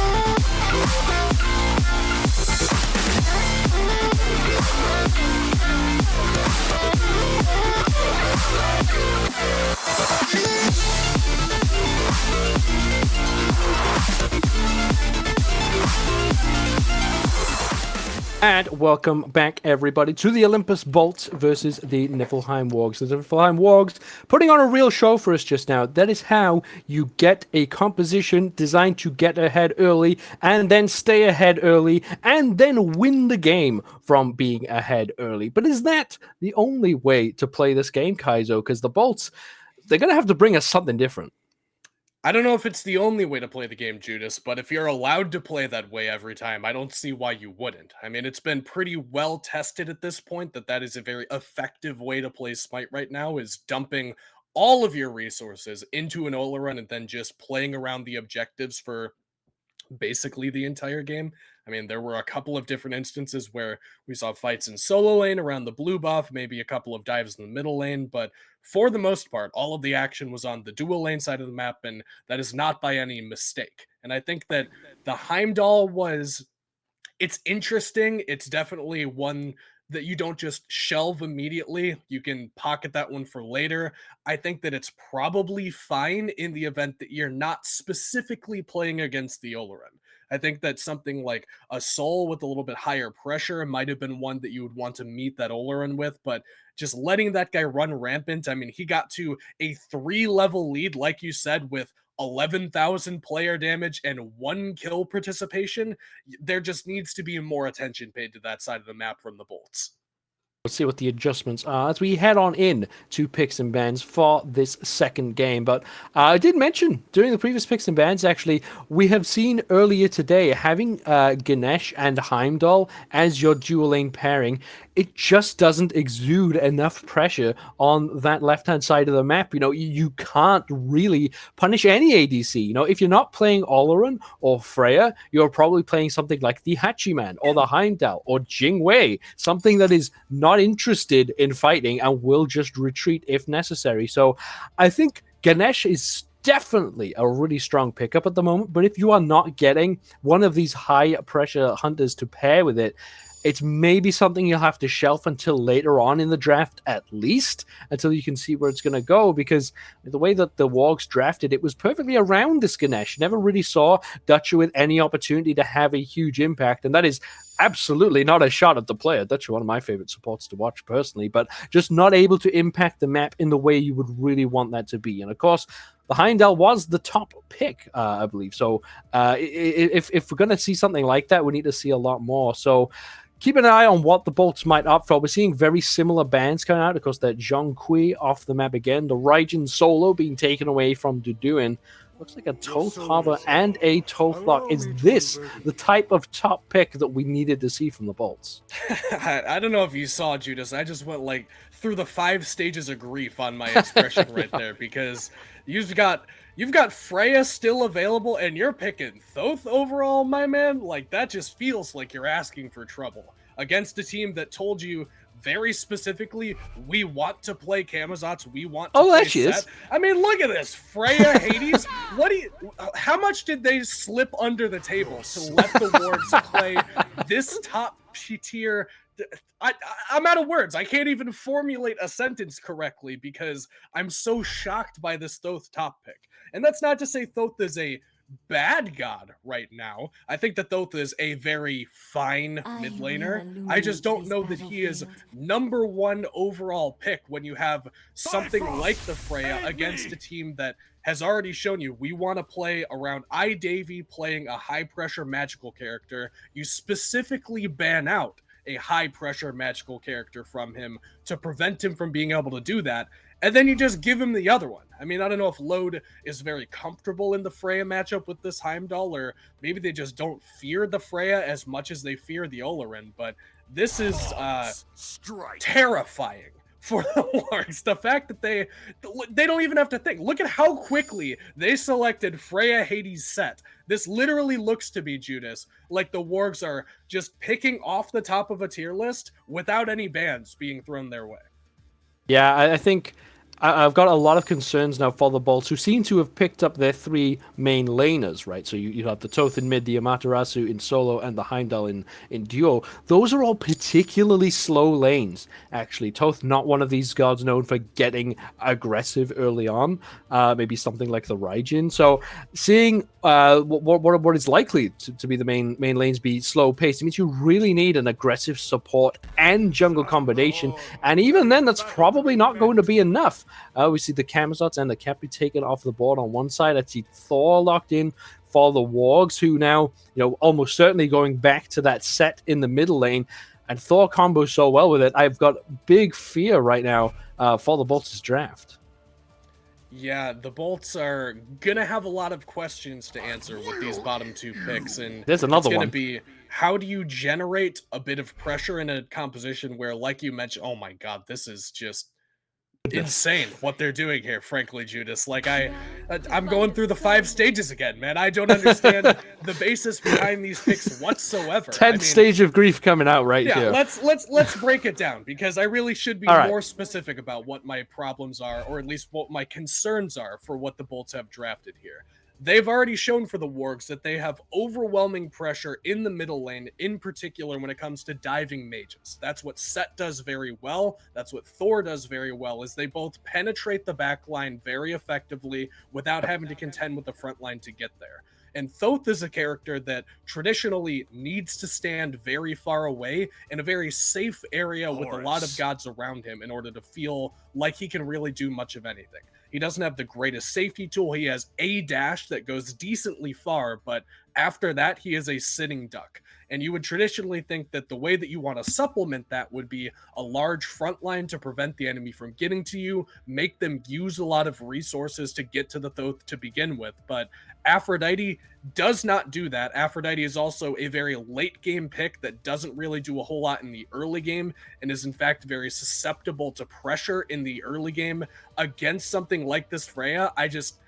I feel like she's going to get eaten alive, man. The Bolts have an excellent, a fantastic, a stupendous, Judas, late game draft here. If they can get there, I just don't know that the Wargs are going to let you get there. The one saving grace for the Bolts is that this is EU. We might just go to late game sometimes. It does sometimes happen that way. But let's see if we will get to late game as we head on in to game number 2 between the Olympus Bolts and the Niflheim Wargs. And at least, Kaizo, not with somewhat spicy picks of the Bakasura and the Aphrodite, at least it's not something crazy like an Aphrodite in the jungle. I was getting a little bit concerned at this point, because not that it doesn't make sense from a standard draft point of view, but you almost feel like if you're going to mix it up this much, it's probably not enough of a mix-up to actually throw the Niflheim Wargs off. You probably needed some more real extreme change-up to really surprise and somewhat set the Wargs back, but the Wargs have been playing so confidently, I'm not sure there's anything that could surprise them at this point. So all eyes are going to have to be on anything that the other can do, because Bakasura are good at farming, and yeah, dual lane as well. If we can see some impact from the duo and the jungle, but Dutch is actually getting locked in. Look at the body blocks coming in. I don't want to get excited for this. This is almost sad to watch, because Dutch has absolutely nothing they can do about it. There is the first green buff of the game gone from the Olympus Bolts, and a first blood for the Niflheim Wargs. And this is... Look, man, I don't want to sound like I'm preaching the end here already. 50 seconds into just the game, F6 it, bro. But it's rough if you're the Olympus Bolts, because the entirety of the Niflheim Wargs game plan for game number 1, and obviously based on how they drafted here in game number 2, is we want iDavy on a magical ADC that has high pressure to do whatever he wants on the left-hand side of the map. And giving him this first blood, which notably did go to him instead of Preds, which is the optimal way for that to go, and putting behind the dual lane of the Olympus Bolts, in particular, this very slow, very late game Aphrodite. Now they can zone the wave for the most part. They can look to pressure load here with an incredible amount of damage, Judas. This is tough to watch. It is genuinely hard to watch. I'm frightened for what Davy and Preds will become, playing This aggressive style support as well in the Horus, it just punishes the Aphrodite so well. You know, load already no purification beads from that first engagement just means there is nothing you can do. Because Heimdallr, one of the more like immobile hunters, still level 1 2 minutes into the game. It really doesn't get much worse than this.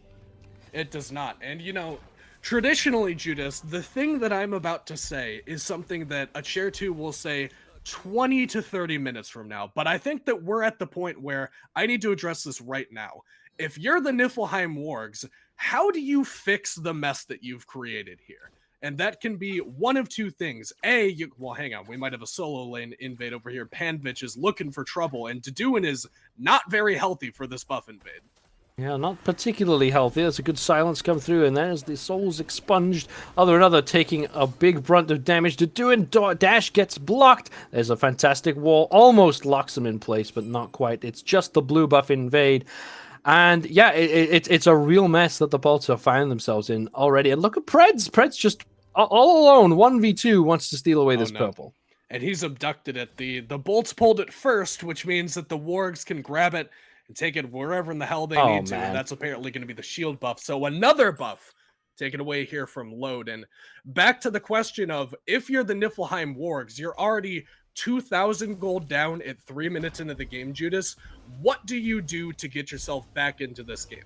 And you have two options, really, to get yourself back in. You can, A, rotate over somebody to come help you in the left lane and try to shut down this Freya as quickly as possible. If she gets a hasten ring online, if you have Preds rotating early on and leaving that to be an ADC 1v1, there is nothing at all that Load can do based on the character he's playing and based on the character Davy's playing to catch up in the 1v1. It is just not the way that Smite is played. It's just not the way the lane matchup goes. So somebody needs to come help him. If that's Barrow rotating over for one of these shield buff invades, if this is trying to catch Davy off guard with some good ward coverage and then rotating over the another, forcing the Freya ult and preventing her from freezing these waves on tower line, you can potentially look to do one of those two things to get yourself back into this game. But more often than not, in the face of overwhelming pressure, in the face of a giant level lead to the tune of twice the level of Load for Davy right now, most teams will elect to put their pressure elsewhere. The most likely thing that you could do here for the Wargs to get back into this, or excuse me, for the Bolts to get back into this game, is to try to play around the mid lane or try to play around the solo lane. Invade these buffs for this Hades, take the blue buff away from him, which is very critical early on before he gets anything to sustain his mana, or try to make sure that you can get Barrow comfortable. But whatever you do, you cannot just sit on your hands at this point.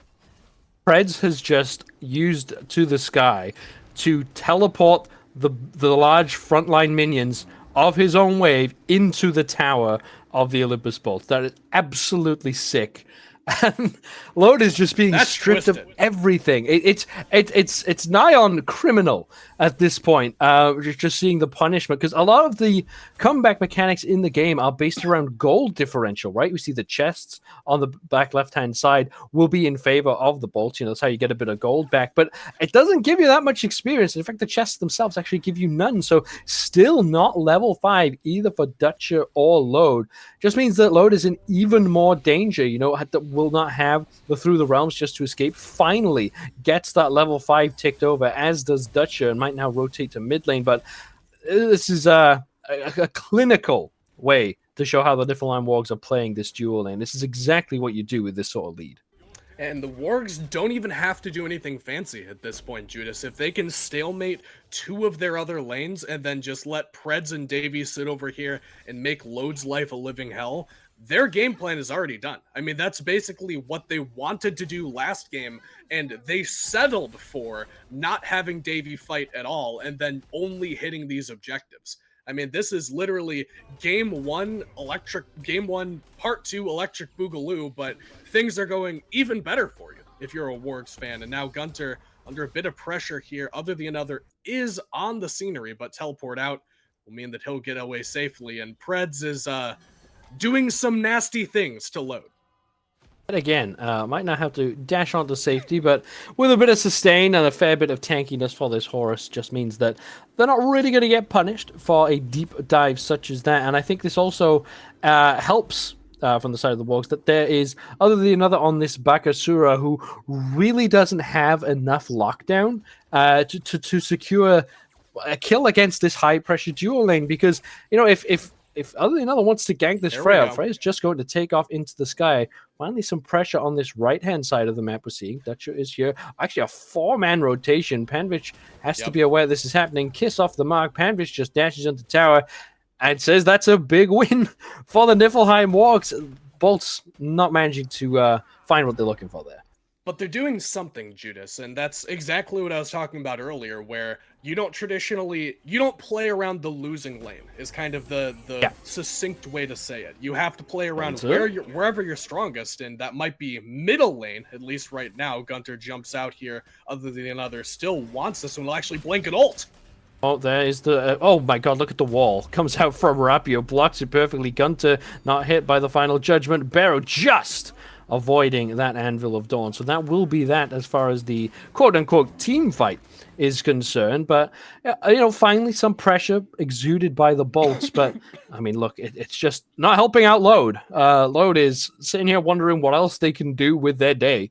At this point, like, I mean, if Load, let's say, for example, Load is some kind of IT technician and has some servers to work on in the background, you could just do that right now, you know? Like, well, what are you gonna do about this? You can't impact the map other than clearing away this purple buff on respawn. So, I don't know, man. This is such a tough situation to be in, but we have to see more from the Bolts elsewhere on the map. Yeah, Load's just going to be, like, training his fishing skill or maybe killing some mud crabs or something, or whatever it is that he can do at this time to actually do something marginally productive, because otherwise it's going to be a lot of this. And Panvich, dear, that kill is very bad for the Olympus Bolts, because, again, let's circle back here, Judas. The way that the Olympus Bolts get back into this game is by playing around one of their even or winning lanes. And now, with that kill onto Deduin for Panvich, that takes away one of those two even or winning lanes. Now Panvich is ahead on a pressure pick against a late game pick. In the solo lane, you have the same situation in the left lane now, which leaves Barrow in the middle lane as really the only place you can play around. I mean, the Bolts tried to go for that cheeky gank onto Panvich in right lane. Obviously, he spotted that one out, and they didn't cash out on that. They tried to catch Gunter jumping out. They blinked Bakasura ulted him, but Rapio was there with the perfect wall. Bro, I mean, the Bolts that's your teammate. Other than others dragged the camp away from Load. I swear everyone's just starving this poor guy farm here. Equal in level right now. Sorry, that guy's, as you were saying, it's not looking good on any of the lanes in the map right now. And like even worse in the mid lane, Barrow, there's your win condition. Off the table to Gunter, who does manage to sleep up the kill for another. But there is the damage coming up from Rapio. Do they have the Mjolnir's attunement? Almost. Ooh. Can't find the last shot. Other than another will survive for a moment. Oh, but is it just a moment? Has to expend the blink. And finally, a minor shield victory buff, for the Bolts. Shield buff. Shield buff. Oh, I'm sorry. I thought that we were going to start a chant for that, because this is exciting stuff. If you're Load, this is the first time that he has seen this buff so far this game, and he's the one to take it away. That is fantastic stuff for the Olympus Bolts ADC, and it's a shame that he gets whooped there, has to teleport away from the Freya in left lane. But this is the first time that Load has actually done anything other than a purple buff so far, and the Wargs are really just playing with their lead at this point. They don't have to do anything fancy again until really they get comfortable enough for a Gold Fury. If you can get a pick onto Barrow, you can continue to punish Dutcher for, I guess, just existing as an Aphrodite at this point in the game. Then that opens up your macro objectives. Then you can start playing around this Gold Fury. But for the time being, they seem content to just continue to try for these buff invades and maybe go for the fight here.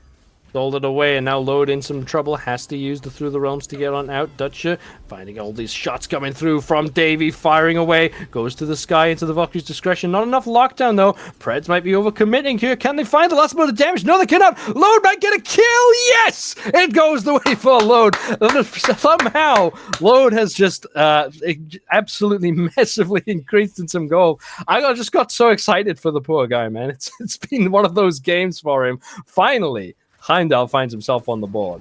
And kills a support that was a higher level, is still a higher level than him, Judas. So that's fantastic stuff for Load. And this is, you know, I didn't mention this option because it really doesn't happen often at this level of play, but the other possibility to get back into the game for the Bolts is wait for the Wargs to make a mistake. And I think that diving the tier 1 tower against an Aphrodite Heimdallr, which is one of the safest backlines you can really think of for at least trying to live specifically in a tower dive situation, is probably not a bad look for you. Preds was worth a decent amount of gold, and now they're going to try to get him again.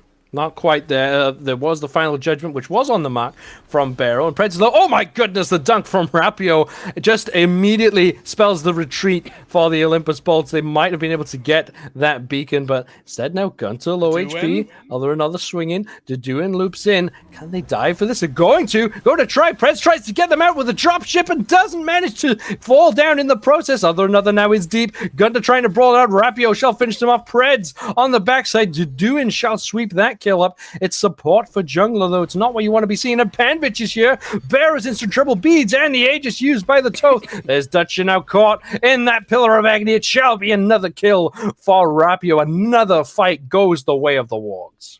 Oh, and I just looked at the map, Judas, and I was going to be so happy if Load was just sitting in dual lane farming up a storm, and he will at least grab this green buff, but that's really... Hey, can Davey do this? He is getting very low here. Whoa! Okay. Davey takes the first spill of the game to an NPC just to add insult to injury for the enemy ADC. Load can't bring him down. I mean, wait a second. That's the second NPC to get a kill on a Niflheim Warg so far this set, Judas. That's true. That's true. I mean... Look, the first one was maybe more intentional, and let's be perfectly clear, as much as it would be nice for Davey to have survived that, they still get a Pyromancer for really not a lot committed, so it's fine when you're in this sort of lead, and actually the tier 1 tower will go down by virtue of that runic bomb, so technically, Kaizo, Davey just traded his life for a Pyromancer and a tier 1 tower. That's something you generally would be quite happy to do. So I can't imagine the Wargs are too upset by that. Yeah, I would love to see net worth, though, for actually determining how big the gap is between these two ADCs. A good hammer and a wall there from Rapio off the mark. Dutcher will get caught in the CC chain from Preds, but should be okay, and actually has backup here to do it, and another are in. They're going on to Rapio, trying to take down this Thor, but a fantastic teleport with Emilio's attunement. And that is that. All three of the ultimates that were expended there onto Rapio found absolutely nothing for it. And now the Wargs have a lot more freedom again. They can go right to this Gold Fury, and there is not a whole lot that the Bolts are going to be able to do about it. No final judgment to steal. Through the Realms is providing nothing for you in terms of an objective secure, and this will be another big objective for the Wargs. Actually now can extend this gold lead. All of the lead so far has been inexperienced, but finally now getting a sizable gold lead. And this is, I think, a pretty good example of how tricky competitive Smite can be at this level of play, Judas, because the Olympus Bolts have done a lot right so far this game, and they're actually potentially in danger here. Load going to successfully get away. A long teleport will keep him safe, but the Bolts have done a lot correct so far this game. They got very far behind and left, tried to play around right, tried to play around mid, made aggressive rotations, and are now, Judas, making an aggressive pull on this Fire Giant. No ward coverage, but I think Rapio does know. Rapio does know Panvish coming in, as is Gunter. This would be a huge secure. This would be massive for load. If no one else, Fire Giant's low, and the Wargs steal it away. That is that for the Bolts, now getting run down in the center. Other than another, trying to fight back against Gunter, but cannot. Dutcher shall fall as well. They did all the hard work for the Wargs, and the Wargs say, thank you very much, I will take that objective. And it was actually the one ward, if you see it on the right-hand side of the map, the one singular ward placed by the red buff that we saw both Barrow and Dutcher cross over, and that gave all the information the Wargs needed. It was a Hail Mary play, and did not work out. Did not work out, but even after it doesn't work out, Judas, I still want to be very clear. That is the correct play for the Bolts to be making right now, and actually to do intentionally under danger here, we'll have to back up. But you're in a position where you are throwing the Hail Mary right now. If you're the Olympus Bolts, things are not looking good for you. You need to take low percentage, high payoff plays to get yourself out of here, which is why Preds will back up and not give them that opportunity. I mean, Fire Giant, unlikely to be gotten there if they actually knew that the contest was coming from the Wargs. I think that obviously Barrow has the best instantaneous secure on the map, but you're looking at a situation where you're very low already. You're already pretty behind when you're trying to pull that Fire Giant. It is a low percentage, high payoff play, as Dutcher will absolutely be murdered here by the combination of Davy and Gunter, and Load will have to ult out as well, but will actually be safe. They do the right thing, Judas. They try to take their one opportunity. They're way back in this game. They identified to be, does the enemy team know that we're on Fire Giant? And they tried to sneak it away. It is the correct call. It doesn't pay off for them. They've done several different things correctly so far this game and not gotten a payoff for it. But that's just how good the level of competition is here. These teams don't give you these avenues back into the game that you might find in casuals and ranked, or even in your own amateur leagues at home. I mean, these guys have a stranglehold on this map, leaving nothing to chance for the Niflheim Wargs. It's very impressive to watch the Chaos team play. It's a little sad to watch the Order team go down in this way after how well they've played the macro so far, but I mean, at the end of the day, it is the Niflheim Wargs that still have this 12 to 13,000 gold lead at 18 minutes. Yeah, the Wargs, they're almost poker player style. And what do I lose to here? And the answer was Fire Giant steal, and Gunter just diving through takes down another Rapio's actually up in the sky. That's Beads and Aegis and the Undying Love from Dutcher. Rapio relatively low health, but oh my goodness, gets the Mjolnir's attunement. Gunter takes down low. This could just be the game if the Olympus Bolts aren't careful. Another kill for Panvich this time. Deduin on the retreat. Can they close the distance? Gunter shall fall down to the Phoenix. That is 3 kills this set for NPCs. The Olympus Bolts have only got 3 kills in this game. At the moment, they've got a lot of deaths from these NPCs, but it's all just been... hold on, a switch up to the left-hand side. Phoenix Deduin drawn in. Has to go and dash on out. Other than other, trying to fight back with the Regurgitate, which will not be enough. Dies yet again. The Wargs might go for the end here. They could try it, but will instead elect to play it safe there. And Horus is one of my favorite characters, man. Being able to move lane minions into a different lane to open up that siege in the left lane and grab that second Phoenix is by no stretch of the imagination necessary when you're up 15,000 gold at 19 minutes and already had a Phoenix down, but certainly flashy and certainly pretty interesting to look at. As Davy, he's going to step up here, Judas, and they could potentially kill him if they knew he was here. Looks like they're going to let him get away with the potential engage there unscathed. And the Wargs are in, I said 99% last game, Judas. This is like 99.9% position because last time, at least, we are at a stage of the game where characters were ticking over to level 20, had relics available, had a mid laner, had a jungler. No longer have a jungler for the Olympus Bolts. That guy, I mean, he just tried to clear a wave, and he just got punished for clearing the wave. That's where the Wargs are at right now, is things that are relatively innocuous and pretty benign ordinarily are very dangerous for you here if you're an Olympus Bolts fan, and they'll actually potentially get another one here. A good wall will potentially spell the end for Load as Gunter goes in. Others trying to go deep for this, but will not be able to go any further. Load somewhat smelled that one out and actually didn't get hit by the stun, but still, look at all this pressure that the Wargs are putting out. The Fire Giant's actually respawning. This could be the mistake that the Bolts are hoping for, but the lead is so great for the Wargs. Look at Load's HP bar just disappear. Blasted down is Gunter, who is low, but the right side Phoenix already fallen.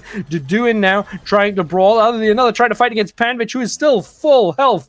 Deduin now caught in a very tough spot. There's a wall to seal them off. Manages to get back to Phoenix, to the fountain, but all the Phoenixes have fallen. It will now be the Wargs backing up, taking this free Fire Giant. Look at all the minions that are pushing in. This is the 99.9999% right now, because it is. Oh my goodness, what is Rapio doing? Rapio, more than confident, goes for that one. Not really going to find anything. The answer to that question, Judas, Rapio is doing whatever he wants to at this stage of the game. And he'll get a good wall there onto the another who jumps in aggressively, and will try to take the 1v1 here, and Rapio puts him down in short order like a diseased dog with a... I shouldn't finish that metaphor, but Fire Giant will go to the Wargs here, as will the Pyromancer, and the second time now that they'll be getting this one, but at least the Wargs had to work for it this time. They just stole away the previous one, but we've been talking 2 or 3 times so far this game, Judas, about the Wargs could go for the end here. Make no mistake, the Wargs could go for the end here. Well, they could go for it. They're going to start the process of going for it, and Deduin seems to be the first target. Will dash on away. Do they have the Dazzling Offensive for safety? They do, but shall not use it. Now, there's another good stun from Rapio, putting a lot of damage onto Dutcher, who is just not very tanky, as the health of a slightly tanky mid laner at this point. Oh, the another walks in and loses 50% of their HP bar just for existing. Dutcher, the same thing to happen. Now Panvich jumps through. Barrow gets a good shot there with the final judgment, but the first wave of minions is in. Davies up into the sky, sending back the enemy team. Now the mid lane Phoenix has respawned, but there is other than another gets caught. Finally, first kill of this engagement for the Wargs. Looking for more. They're looking to finish off the end. Where shall be the coup de grace? Walking forward, there's Preds getting the lift onto Deduin. Deduin tries to turn the fight around. Mid lane Phoenix has gone down. All 5 Wargs now pushing in to this Titan. Actually going in with across the skies coming through. That's a fantastic ultimate from Panvich. Pulling people out of the fountain. Load has nowhere to go. Going for these last few kills are the Wargs just to rub salt in the wounds. And these are some very, very big wounds. Rapio goes in. Aegis Hamlet on the fountain. Titan shall go down. The Wargs absolute domination in game number 2. The Bolts did not know what hit them. They didn't, man, and I wanted to be wrong, Judas. I really did want to be wrong about the draft that the Bolts cooked up, because it's an interesting one for sure. Like, if we got to 25-30 minutes of the game when it was pretty even, I think that it would have been a pretty interesting game to watch. There's a lot of nuance to the way that the mid laner would have had to position. Barrow had a lot to contend with, but the Aphrodite might have been enough to keep him alive, and they could have poked from range. But when you get caught early on like that, when you just get your initial purple buff invaded, get first blooded, and a late game support gets put behind a late game and early game ADC gets put ahead, it's just so difficult to fight back from that situation. And you know, I want to be very clear, Judas, for anybody watching the post-game recap. The Bolts, again, did a lot correct that game. They took a very initial early on spill. They made a mistake, and they did almost everything that they could to claw their way back into that one. It was just the Wargs did such a phenomenal job of hanging on to their lead and making sure that they shored up any weakness in their draft, any weakness in the gameplay. They left no opportunity for the Bolts to get back in. So credit where credit is due to both teams. They both did absolutely everything that they could have, but the Wargs just came out on top this time. No window available for the Bolts to climb on through and get back into the game. So that will be that. Both sets this morning shall end 2-0, and that will be it for the EU SCC for this morning. We'll, of course, be back with the NA SCC after the SPL, which is coming up next. But I have been Judas Priestley, joined for this cast by Kaizo. And, of course, on the backside, we've had Phoenix and Raptor hooking us up with the production. Do not go anywhere. We have some major action coming through for the SPL today. We'll see you guys another time.